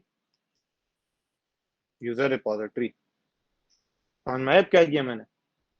ये मैंने डिपेंडेंसी बाहर से इंजेक्ट की है। एप्लीकेशन चलने से पहले ही मैंने बता दिया कि जो यूजर रिपोजिटरी, जो भी दुनिया में चीज यूजर रिपोजिटरी यूज करेगी, वो इसकी इंप्लीमेंटेशन यूज करेगी, रेस्ट एपीआई की। ये समझ में आया? ये बहुत क्रिटिकल है, इसको समझ लो कि रन ऐप फंक्शन से पहले ही, ऐप चलने से पहले मैंने कोड को ये बता दिया कि तुम्हारी जिंदगी भर में तुम यूजर रिपोजिटरी की जहां भी इंस्टेंस यूज करोगे, क्यों? क्योंकि यूआई में मैंने यूजर रिपोजिटरी इंस्टेंस भेजी है ना। यूआई को नहीं पता रेस्ट एपीआई या फायरबेस, यूजर को, यूआई को पता है यूजर रिपोजिटरी की मुझे इंस्टेंस मिलेगी और उस यूजर रिपोजिटरी की इंस्टेंस की एक इंप्लीमेंटेशन मुझे लाजिम मिलेगी। वो एक कौन सी होगी वो ये बताएगा। ये रेस्ट एपीआई लिख दिया मैंने यहाँ पे। अब क्या होगा? अब ये होगा कि यहाँ पे इसको पास भी तो करना है, कंस्ट्रक्टर में पास करना है। कंस्ट्रक्टर में पास करने के लिए क्या करोगे? Get it. इसको क्या हो गया? कांस्टेंट, कांस्टेंट नहीं है ये क्या कह रहा है? अच्छा सॉरी, यूजर रिपोजिटरी है। हाँ तो यूजर रिपोजिटरी क्यों नहीं आ रहा है? ओ, रिक्वायर्ड दिस डॉट टाइटल।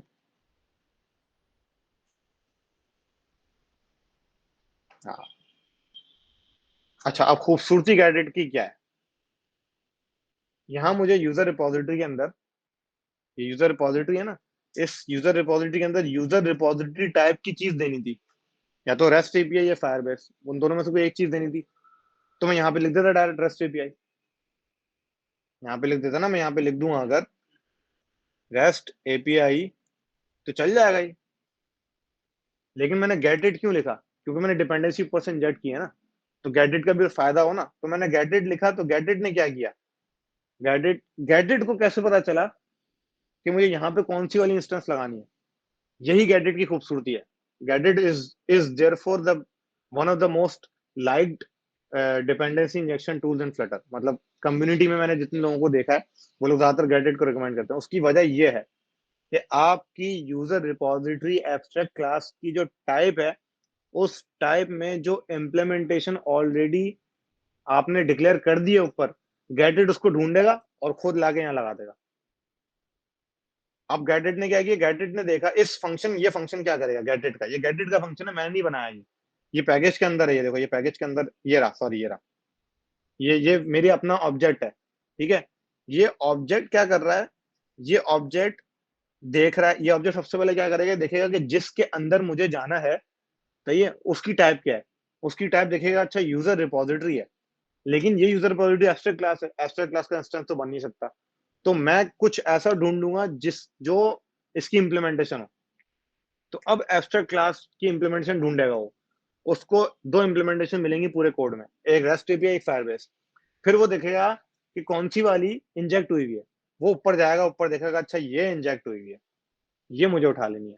तो अब जब मैं रेस्ट एपीआई चलाऊंगा तो ये मोस्ट वाली फटना नहीं चाहिए।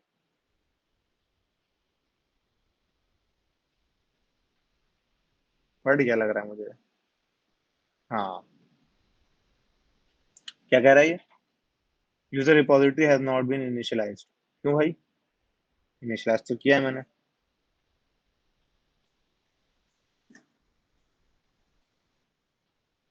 init state user repository widget dot user repository। अच्छा, इसमें एक और काम भी कर सकता हूँ।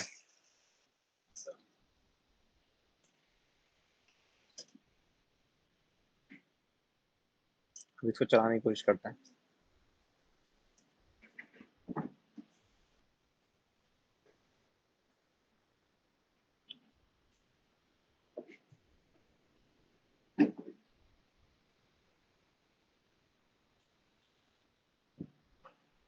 अच्छा, तो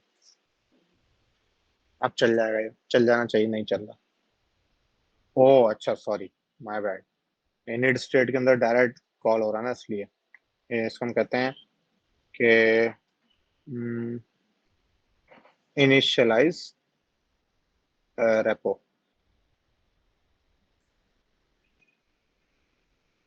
क्रिएट मेथड, क्रिएट मेथड, ठीक है, एसिंक, यहाँ पे डिले डाल देता है। अब ये फ्यूचर डॉट डिले में डाल रहा हूँ, ये तरीका सही नहीं है, लेकिन फिलहाल for the sake of this session अभी डाल देता है। इसका तरीका सही होता है कि इसको आपको ऊपर से जाना, कॉल करना होता है डायरेक्टली, मिली second 100।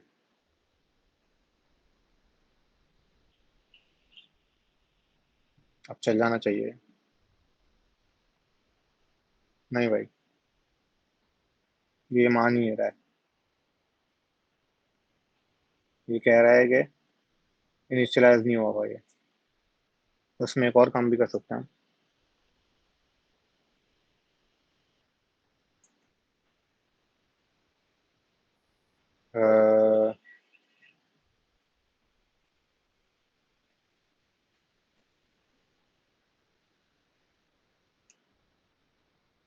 User repository, user repository है तो सही है। हाँ तो रेपो, अच्छा सॉरी, अब चल जाएगा, ये चल जाना चाहिए उस तुरंत तो।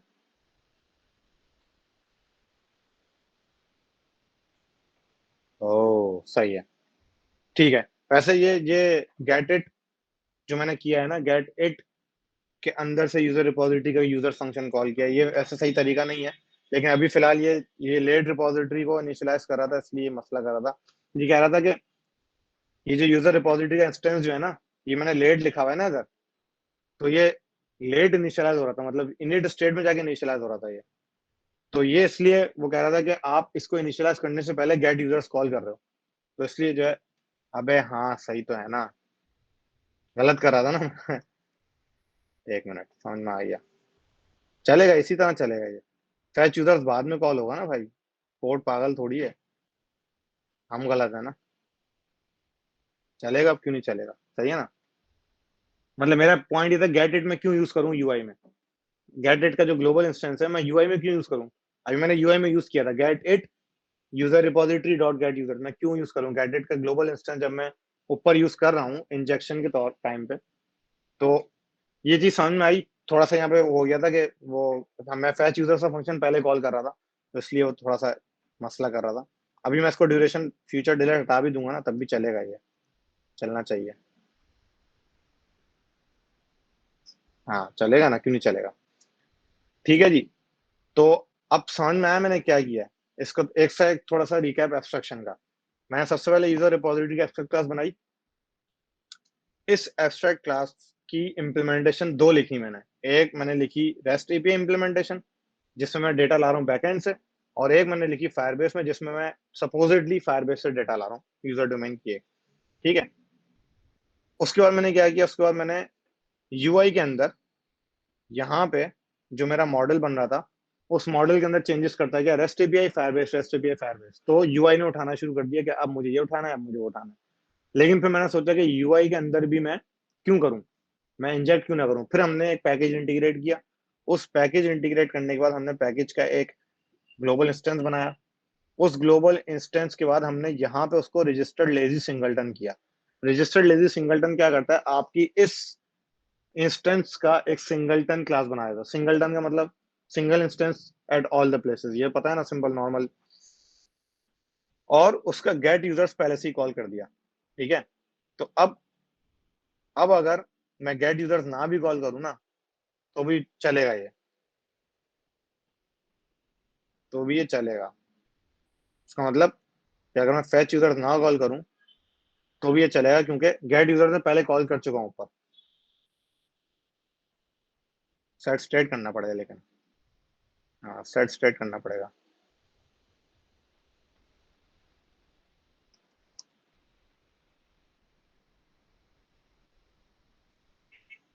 सेट स्टेट करना पड़ेगा शायद।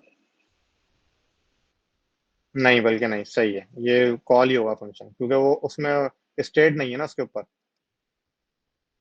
ऊपर स्टेट नहीं है। ठीक है।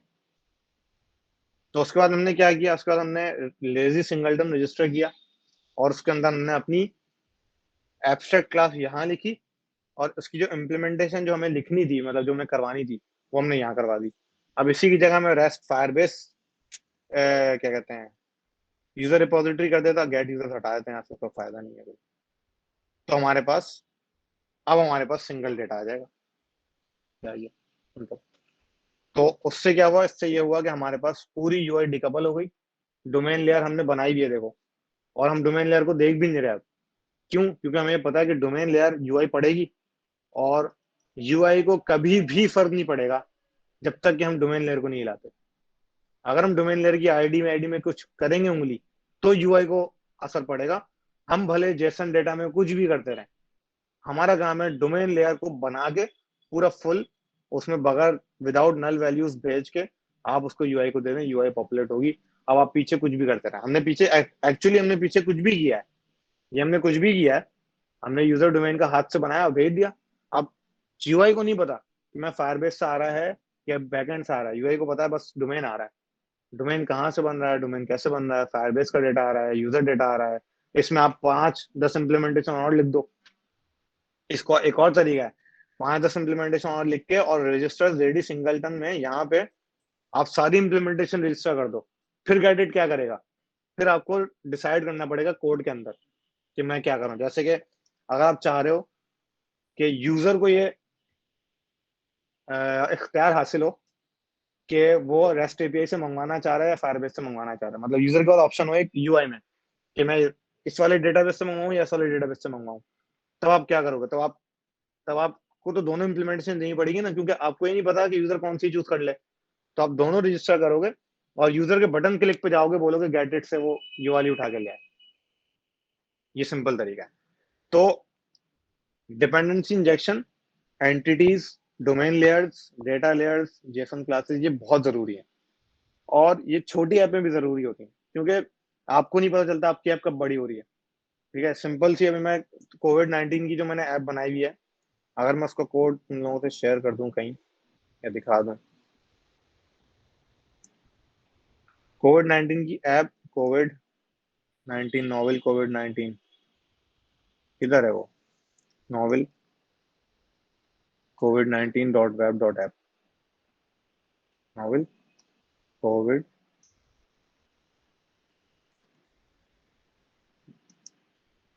19 .web.app। पता नहीं चलेगा नहीं चलेगा। आ गया। ये ऐप है सिंपल, फ्लटर बनी हुई है, ठीक है, और यूआई नजर आ रही है ना, स्क्रीन नजर आ रही है? नहीं, ये ऐप नजर आ गई ना? तो ये सिंपल सी ऐप है, फ्लटर बनी हुई है, फ्लटर वेब पे बनी हुई है, मतलब फ्लटर में बनाई है मैंने, और इसकी एंड्रॉइड आईओएस और वेब तीनों मैंने वो पब्लिकली वो कोड शेयर किया हुआ है। तो ये ऐप कुछ भी नहीं है, इसके अंदर एपीआई कॉल होती है। पब्लिक एपीआई उठा ली थी मैंने एक बंदे की, उसने पब्लिक बैकएंड लिखा हुआ है कोविड का, ये लाइव डेटा है सारा, ठीक है। ये मैंने एपीआई कॉल करता हूँ, इससे ग्लोबल इन्फो आ जाती है, global death rate, global cases, global फलाना ग्लोबल, और आपके पास यहाँ पे कंट्रीज का डेटा भी आ जाता है। तो ये सारे कंट्रीज हैं, इन सबके केसेस, इनके अंदर चले जाओगे तो ये सारे, ये यूएसए के केसेस आ गए कि यूएसए में कितनी डेथ्स हो रही हैं, फलाना फलाना, और यहाँ पे एक डार्क थीम भी है, डार्क और लाइट थीम।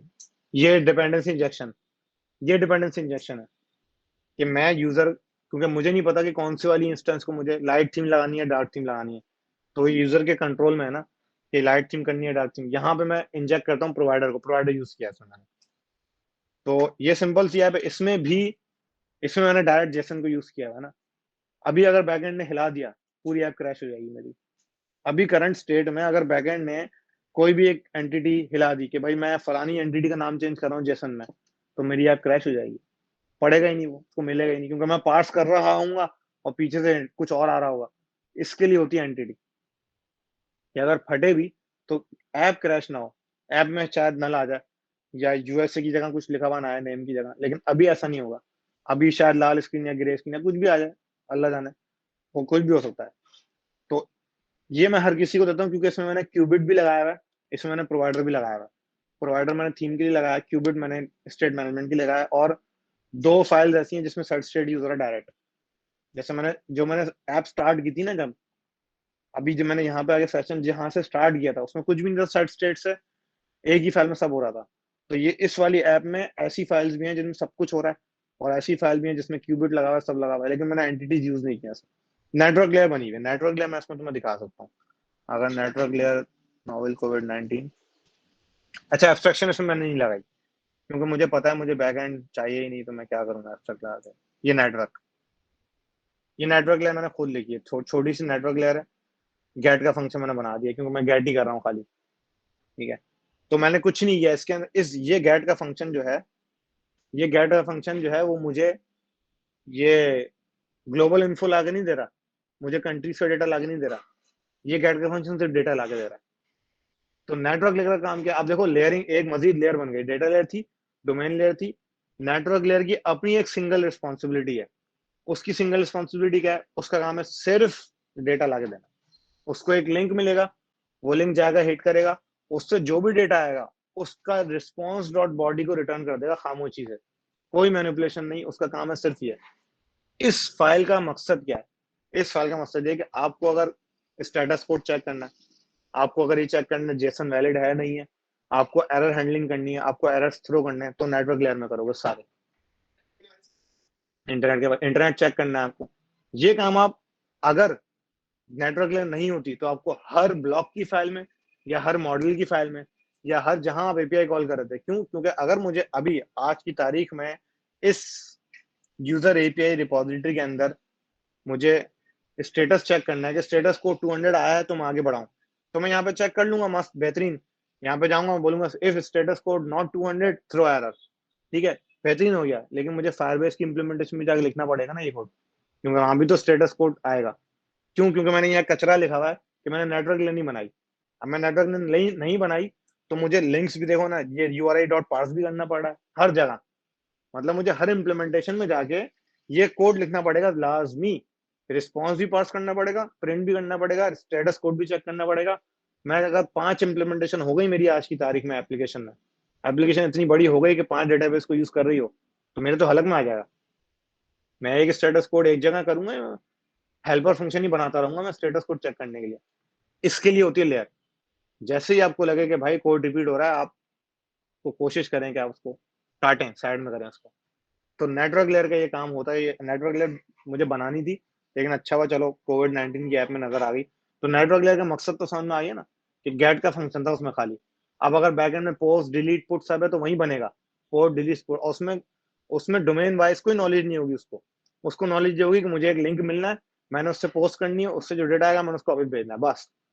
और अगर मुझे कोई और ये बोलता है कि हाँ तुम एरर हैंडलिंग कर लो, जेसन चेक कर लो, तो वो मैं करूंगा। इसके अलावा मैं कुछ नहीं करूंगा। मुझे कुछ नहीं पता कि जो डेटा मुझे मिल रहा है वो ग्लोबल इन्फो है, कंट्रीज का डेटा है, फलाना नहीं।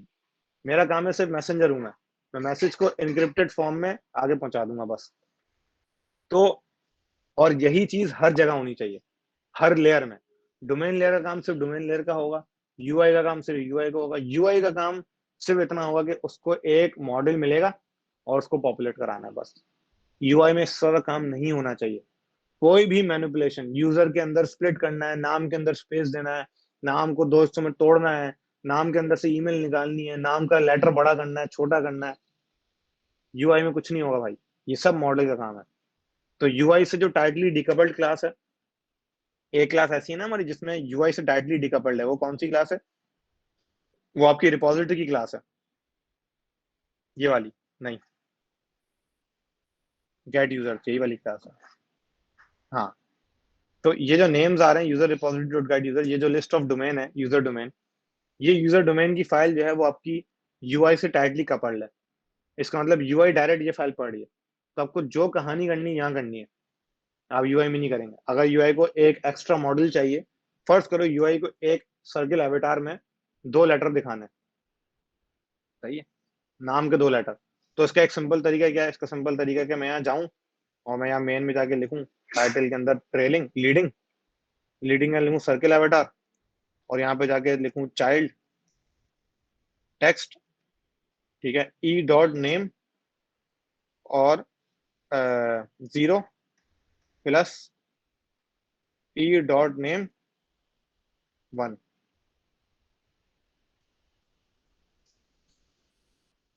आ गया ना? आ गया ना, दो लेटर शुरू के।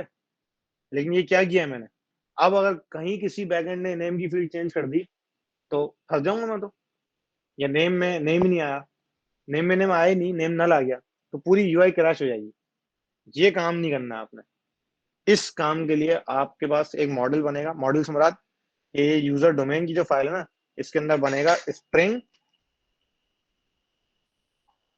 इनिशियल्स, नाम रख लिया हमने इनिशियल। यहाँ पे आएगा रिक्वायर्ड दिस डॉट इनिशियल्स। अब फटेगा, सब फटेगा, देखो आज फट गया सब, दो तीन चीजें फट गई। यूजर जेसन कह रहा है कि भाई टू डोमेन में आपने रिक्वायर्ड पैरामीटर लगाना है लाजमी। यहाँ करो आप मैनिपुलेशन, यहाँ आप लिखो इनिशियल में, यहाँ पे लिखो आप नेम डॉट जो भी आपको करना है, क्या कहते हैं, नेम का पहला लेटर, सही है, ठीक है, कोई मसला नहीं, नेम का पहला लेटर आपने कर दिया। यहाँ और इसमें आप एक और काम भी कर सकते हो। इसमें आप, अगर आप इस तरह कोई एक्सेस कर रहे हो, ठीक है, पहली बात तो ये नेम नल हो नहीं सकता, क्योंकि ये नलेबल नहीं है, सही है, ये क्वेश्चन मार्क नहीं है ना, ये नलेबल नहीं है, नेम नल हो नहीं सकता, तो ये आपकी टेंशन ही खत्म हो गई आदि। आपको पता है नेम तो नल होगा नहीं। और अगर यहाँ पे आपको नेल का डर लग रहा है क्योंकि आपने लेट लिखा हुआ है, लेट लिखा है मतलब खतरा है, तो आप क्या करें, आप एक और आखिरी चीज, मतलब आप पूरा कोड हर तरफ से आप गर्दन पकड़ लेना उसकी, तो आप क्या करें, इसको बोलें कि as string of question mark, मतलब एज नलेबल स्ट्रिंग, लेकिन अगर ये नल हो तो एम्प्टी स्ट्रिंग दे दो। क्या हुआ इसको? ये टर्नरी ऑपरेटर है, समझ में आता है ये? अब पता है ना इसका मकसद क्या है? इसका मकसद ये है कि अगर ये लेफ्ट हैंड साइड नल है तो राइट हैंड साइड कर दो, वरना लेफ्ट हैंड साइड ही भेज दो। तो अगर जेसन डॉट नेम जो है ये अगर नल आता है तो मैं एम्प्टी स्ट्रिंग भेजूंगा, नल नहीं जाएगी। तो मैंने पूरी तरह बांध दिया। इसी तरह ये सारी चीजें कॉपी करके सब जगह लगा दो, as bool, as int of question mark, as फलाना। तो उससे क्या होगा, उससे होगा बैक एंड सारी चीजें नली भेजता ना, तब भी आपका कोड फटेगा नहीं, सब जगह एम्प्टी आ जाएगा, फटेगा नहीं। और आप यहाँ अगर आपको ज्यादा यूजर एक्सपीरियंस है कि भाई name not fetched, name not found, कुछ भी लिख दो यहाँ पे, ये यूआई पे जाना है ना, इसने डायरेक्ट यूआई पे जाना है, तो आपने यहाँ पे लिख दिया name dot not found name. तो उससे क्या हुआ, उससे आपकी एक तो ऐप क्रैश नहीं होगी, यूजर एक्सपीरियंस भी अच्छा हो जाएगा। तो आपने अगर कोई ऐसी चीज ऐड करनी है जैसे इनिशियल है या कुछ भी है, यूआई में नहीं करना। यूआई में करोगे तो फंसोगे। क्योंकि यूआई का काम सिर्फ यह है कि उसको एक मॉडल दूं और वो टेक्स्ट के विजेट में बिठा के दिखा दे। ये सब चीजें वो हैं जो अभी सीख रहा हूँ मैं। क्योंकि आप जब इंडस्ट्री में लोगों के साथ काम करते हैं, आपसे बेहतर लोगों के साथ, तो वो आपको बताते हैं कि भाई ये आपने कचरा लिखा है, इसको सही कर ले। तो आपकी पीआर पे रिव्यू आती है तो आपको फिर कॉम्प्लेक्स फील होता है कि यार गूगल डेवलपर एक्सपर्ट हूँ पाकिस्तान में, लेकिन वो पाकिस्तान में हूँ। जब आप बाहर के लोगों के साथ काम करते हैं तो ये फायदा होता है जो आपको बताते हैं कि भाई ये क्या कचरा लिख रहे हो, ये ऐसे नहीं होता, ये ऐसे लिखो। तो वो जो एक्सपीरियंस है और वो जो चीज़ है वो आपको लोगों के साथ काम करने से आती है। तो अपने से बेहतर लोगों के साथ काम करें तो आपको इसी तरह चीज़ें पता चलेंगी कि भाई अच्छा ये एब्स्ट्रैक्शन इस तरह लिखते हैं या ये लिखते हैं। क्योंकि हर तरह की ऐप और फाइनेंशियल ऐप में काम किया है मैंने हमेशा, सारी जिंदगी ना। जैस कैश बनाई है, ठीक है, और ओमान की एक बैंक की ऐप बनाई है। तो बैंक में मसला ये होता है कि आपके पास चांस नहीं होता रिस्क लेने का। मतलब आपके पास कोई चांस नहीं है, आपने गलत कोड लिख दिया और पैसे निकल गए उसके, तो आपकी गर्दन पकड़ लेगा वो। ऐसा ही है ना, बैंक में चांस नहीं होता ना, फाइनेंस में चांस नहीं होता। तो उसमें भी ये सिंपल है, बैकएंड है। हमने कुछ नहीं करना, हमें नहीं पता कि credit card debit card, credit card में खैर डील नहीं करते हम लोग। हमें नहीं पता डेबिट कार्ड या बैंक अकाउंट में से पैसा कैसे आ रहा है। हमें देखा है कि get user details, user details आ गए, हमने दिखा दी, सिंपल। और कार्ड डिटेल्स उसको भेज दी, वो दिखा दी, उसका यूजर का डेटा आ गया, उसके यूजर की जो है। लेकिन क्या है, जब ऐप बड़े लेवल पे हो जाती है ना, जैस कैश में पेयोनियर इंटीग्रेट हो रहा है, आपकी स्कूल की फीस इंटीग्रेट हो रही है, तब आपको ये सब चीजें काम आती हैं, एब्स्ट्रैक्शन, ये सब चीजें। अब स्कूल की फीस, हॉस्पिटल की फीस, क्या कहते हैं, जिम की फीस, और डाइवो की फीस, और लाहौर के बस की फीस, ये सब जैस कैश में सब कुछ है। खैर अब तो नहीं बना रहे हैं, वो तो दूसरी कंपनी बना रही है। लेकिन ये सब कुछ बनाया है उन लोगों ने। तो क्या ये हाथ से सबकी चीजें कोड लिखा होगा? नहीं लिखा होगा ना, एब्स्ट्रैक्शन से काम किया होगा, क्योंकि ये सब मॉडल सेम है। हॉस्पिटल की फीस, फलाना फीस, तो उन्होंने कोड किस तरह मैनेज किया होगा कि भाई हाँ एब्स्ट्रैक्शन लिख दी है, तो बस इंप्लीमेंट करते जाओ और चीजें ऐड करते जाओ। सेम मॉड्यूल्स को कपल करके एक एक साथ एब्स्ट्रैक्शन लिखे होंगे, बिल्कुल लिखे होंगे। इसी तरह फिर ये स्टेट मैनेजमेंट एक अलग पूरी दुनिया है कि आपको इंटरनेट डिस्कनेक्ट हो गया चलती ऐप में, तो आपकी ऐप रिफ्लेक्ट कैसे करेगी? कोई यूजर ने तो कोई इंटरेक्शन नहीं की ना आपकी। मतलब अभी करंट कंडीशन में इसमें अगर डिस्कनेक्ट हो जाए इंटरनेट, तो मैं तब तक नहीं पता कर सकता जब तक मैं एपीआई हिट नहीं कर रहा। मैं एपीआई हिट करूंगा, तब वो एपीआई हिट होगी, इंटरनेट से कनेक्ट होगा, तो पता चलेगा कि फट चुका है सब। अभी कैसे पता चले? इसके लिए फिर स्ट्रीम्स यूज होती हैं। स्ट्रीम मतलब मुस्तकिल लिसन कर रहा है वो इंटरनेट को। कनेक्टिविटी के पैकेज आ गए हैं तो खैर, तो वो ऑटोमेटिक लिसन करता रहता है, देखता रहता है इंटरनेट कनेक्ट हुआ, डिस्कनेक्ट। जैसे ही डिस्कनेक्ट हुआ, आपने पॉपअप दिखा दिया। वो पॉपअप तक आने, क्योंकि इंटरनेट कनेक्टिविटी आप चेक करोगे किसी और फाइल में, पता नहीं कहाँ, बैकएंड में, किसी नेटवर्क लेयर में कहीं। उस नेटवर्क लेयर से होते हुए आपको यूआई तक लेके आना है और पॉपअप दिखाना है। उस काम के लिए स्टेट मैनेजमेंट यूज होती है। ये तो हमने सारा आर्किटेक्चर वाला काम किया ना, इसमें कहीं स्टेट मैनेजमेंट नहीं है। सेट स्टेट चल रहा है, वो हमने लिख दिया था एक दफा। तो स्टेट मैनेजमेंट एक बहुत डिफरेंट टॉपिक है, उसके उस पर फिर कभी हम बात कर लेंगे, डिस्कस कर लेंगे। उसके भी अलग अलग तरीके हैं, उसमें भी अलग अलग चॉइसेस हैं सबकी। मेरा डिस्कनेक्ट हो गया है कुछ? नहीं, नहीं हो। उसकी सबके अपने अलग अलग अलग चॉइसेस हैं। कोई बोलता है प्रोवाइडर अच्छा है, कोई बोलता है ब्लॉग अच्छा है। आपकी अपनी एप्लीकेशन के हिसाब से जो आपको सूट कर रहा है वो आप यूज करें। तो ये है आज की तारीख में इतना ही। हेल्पर क्लासेस मैंने स्टैटिक इसलिए लगाया क्योंकि वो सबको पता होती है। हेल्पर में मतलब मुराद ये है कि आपने जो है वो बैंक की ऐप में, जैसे मैं काम कर रहा था, तो वहां पर बहुत सारी दफा ये होता था कि अमाउंट आया 5 करोड़ रुपए। अब 5 करोड़ को तो ऐसे तो नहीं दिखा सकते ना, 5 के आगे 50 जीरो लगा दिया आपने, मोबाइल की यूआई से बाहर निकल गया वो, ऐसे तो नहीं कर सकते। तो उसके लिए फॉर्मेट करना पड़ता है आपको नंबर को। अब नंबर को फॉर्मेट करने के लिए बहुत सारी कंडीशन है। 5,000 है तो उसमें एक कॉमा आ जाएगा, सिंपल है, कोई मसला नहीं। 50,000 है, एक कॉमा आ जाएगा 50 के बाद। 5 लाख है तो दो कॉमा आ जाएंगे। लेकिन 5 करोड़ है तो क्या करोगे? कॉमा लगाते रहोगे क्या? उसको फॉर्मेट करके एम लगाना है, मिलियन लगाना है, बिलियन लगाना है, सब लगाना है। ये फॉर्मेटिंग के तरीके। इसके लिए फिर आपने फॉर्मेटर की क्लास बना दी, उसमें मतलब फॉर्मेट दिस अमाउंट, बस। वो आपने पूरी यूआई में जा। अब ये यूआई का पार्ट है। ये आपकी यूआई की जो, जैसा अगर आप लेयरिंग करोगे अपनी ऐप में, फोल्डर फोल्डर फोल्डर फोल्डर, तो यूआई का एक व्यूज का फोल्डर भी होगा, सही है। उस व्यूज के फोल्डर में सारी यूआई की चीजें होंगी। उसी व्यूज के फोल्डर में एक हेल्पर क्लास होगी, जो कि यूआई स्पेसिफिक हेल्पर क्लास होगी। जो कि किसी और डोमेन लेयर कहीं कोई एक्सेस नहीं कर रहा हो, उसको सिर्फ यूआई एक्सेस करी होगी। क्यों? क्योंकि नंबर फॉर्मेट करके दिखाने का काम ही यूआई का है। उसका ताल्लुक थोड़ी पीछे बैकएंड से क्या आ रहा है, बैकएंड से नंबर आ रहा है, नंबर फॉर्मेट करके वापस दिखाने का काम सिर्फ यूआई का है। तो यूआई के फोल्डर के अंदर एक हेल्पर क्लास बनेगी, उसका नाम होगा अमाउंट फॉर्मेटर।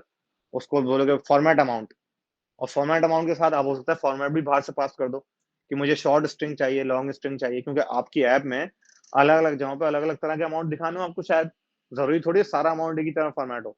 तो आप उसको बता दो भाई शॉर्ट यूआई, डेट इस तरह डेट फॉर्मेटर है। आपको कहीं डेट दिखानी होती है 19 जुलाई 2015, आपको कहीं दिखानी होती है 05000093। तो ये दो अलग फॉर्मेट है ना। तो आपको फॉर्मेट भी कभी कभी बाहर से पास करना पड़ता है कि भाई फलाना फॉर्मेट की मुझे डेट फॉर्मेट करके दे दो, ये फॉर्मेट दे रहा हूँ, ये डेट दे रहा हूँ, फॉर्मेट करके दे दो। तो ये हेल्पर क्लास है, तो इस तरह की हेल्पर क्लासेस बनाता है। हमने एब्स्ट्रक्शन देख ली, डीआई देख ली, अच्छा खासा देख लिया, नेटवर्क लेयर देख ली, डेटा लेयर देख ली, सिर्फ स्टेट मैनेजमेंट बची है। ठीक है, सही है, हमने 1.25 घंटे में देख लिया सब। ये कुछ एरर दे रहा है इसके अंदर, हाँ सही है, तो बोल रहा होगा यहाँ पे इसको इनिशियल्स। ठीक है जी, क्या हो गया इसको? अच्छा ये तो वो है। ठीक है जी, थैंक यू सो मच।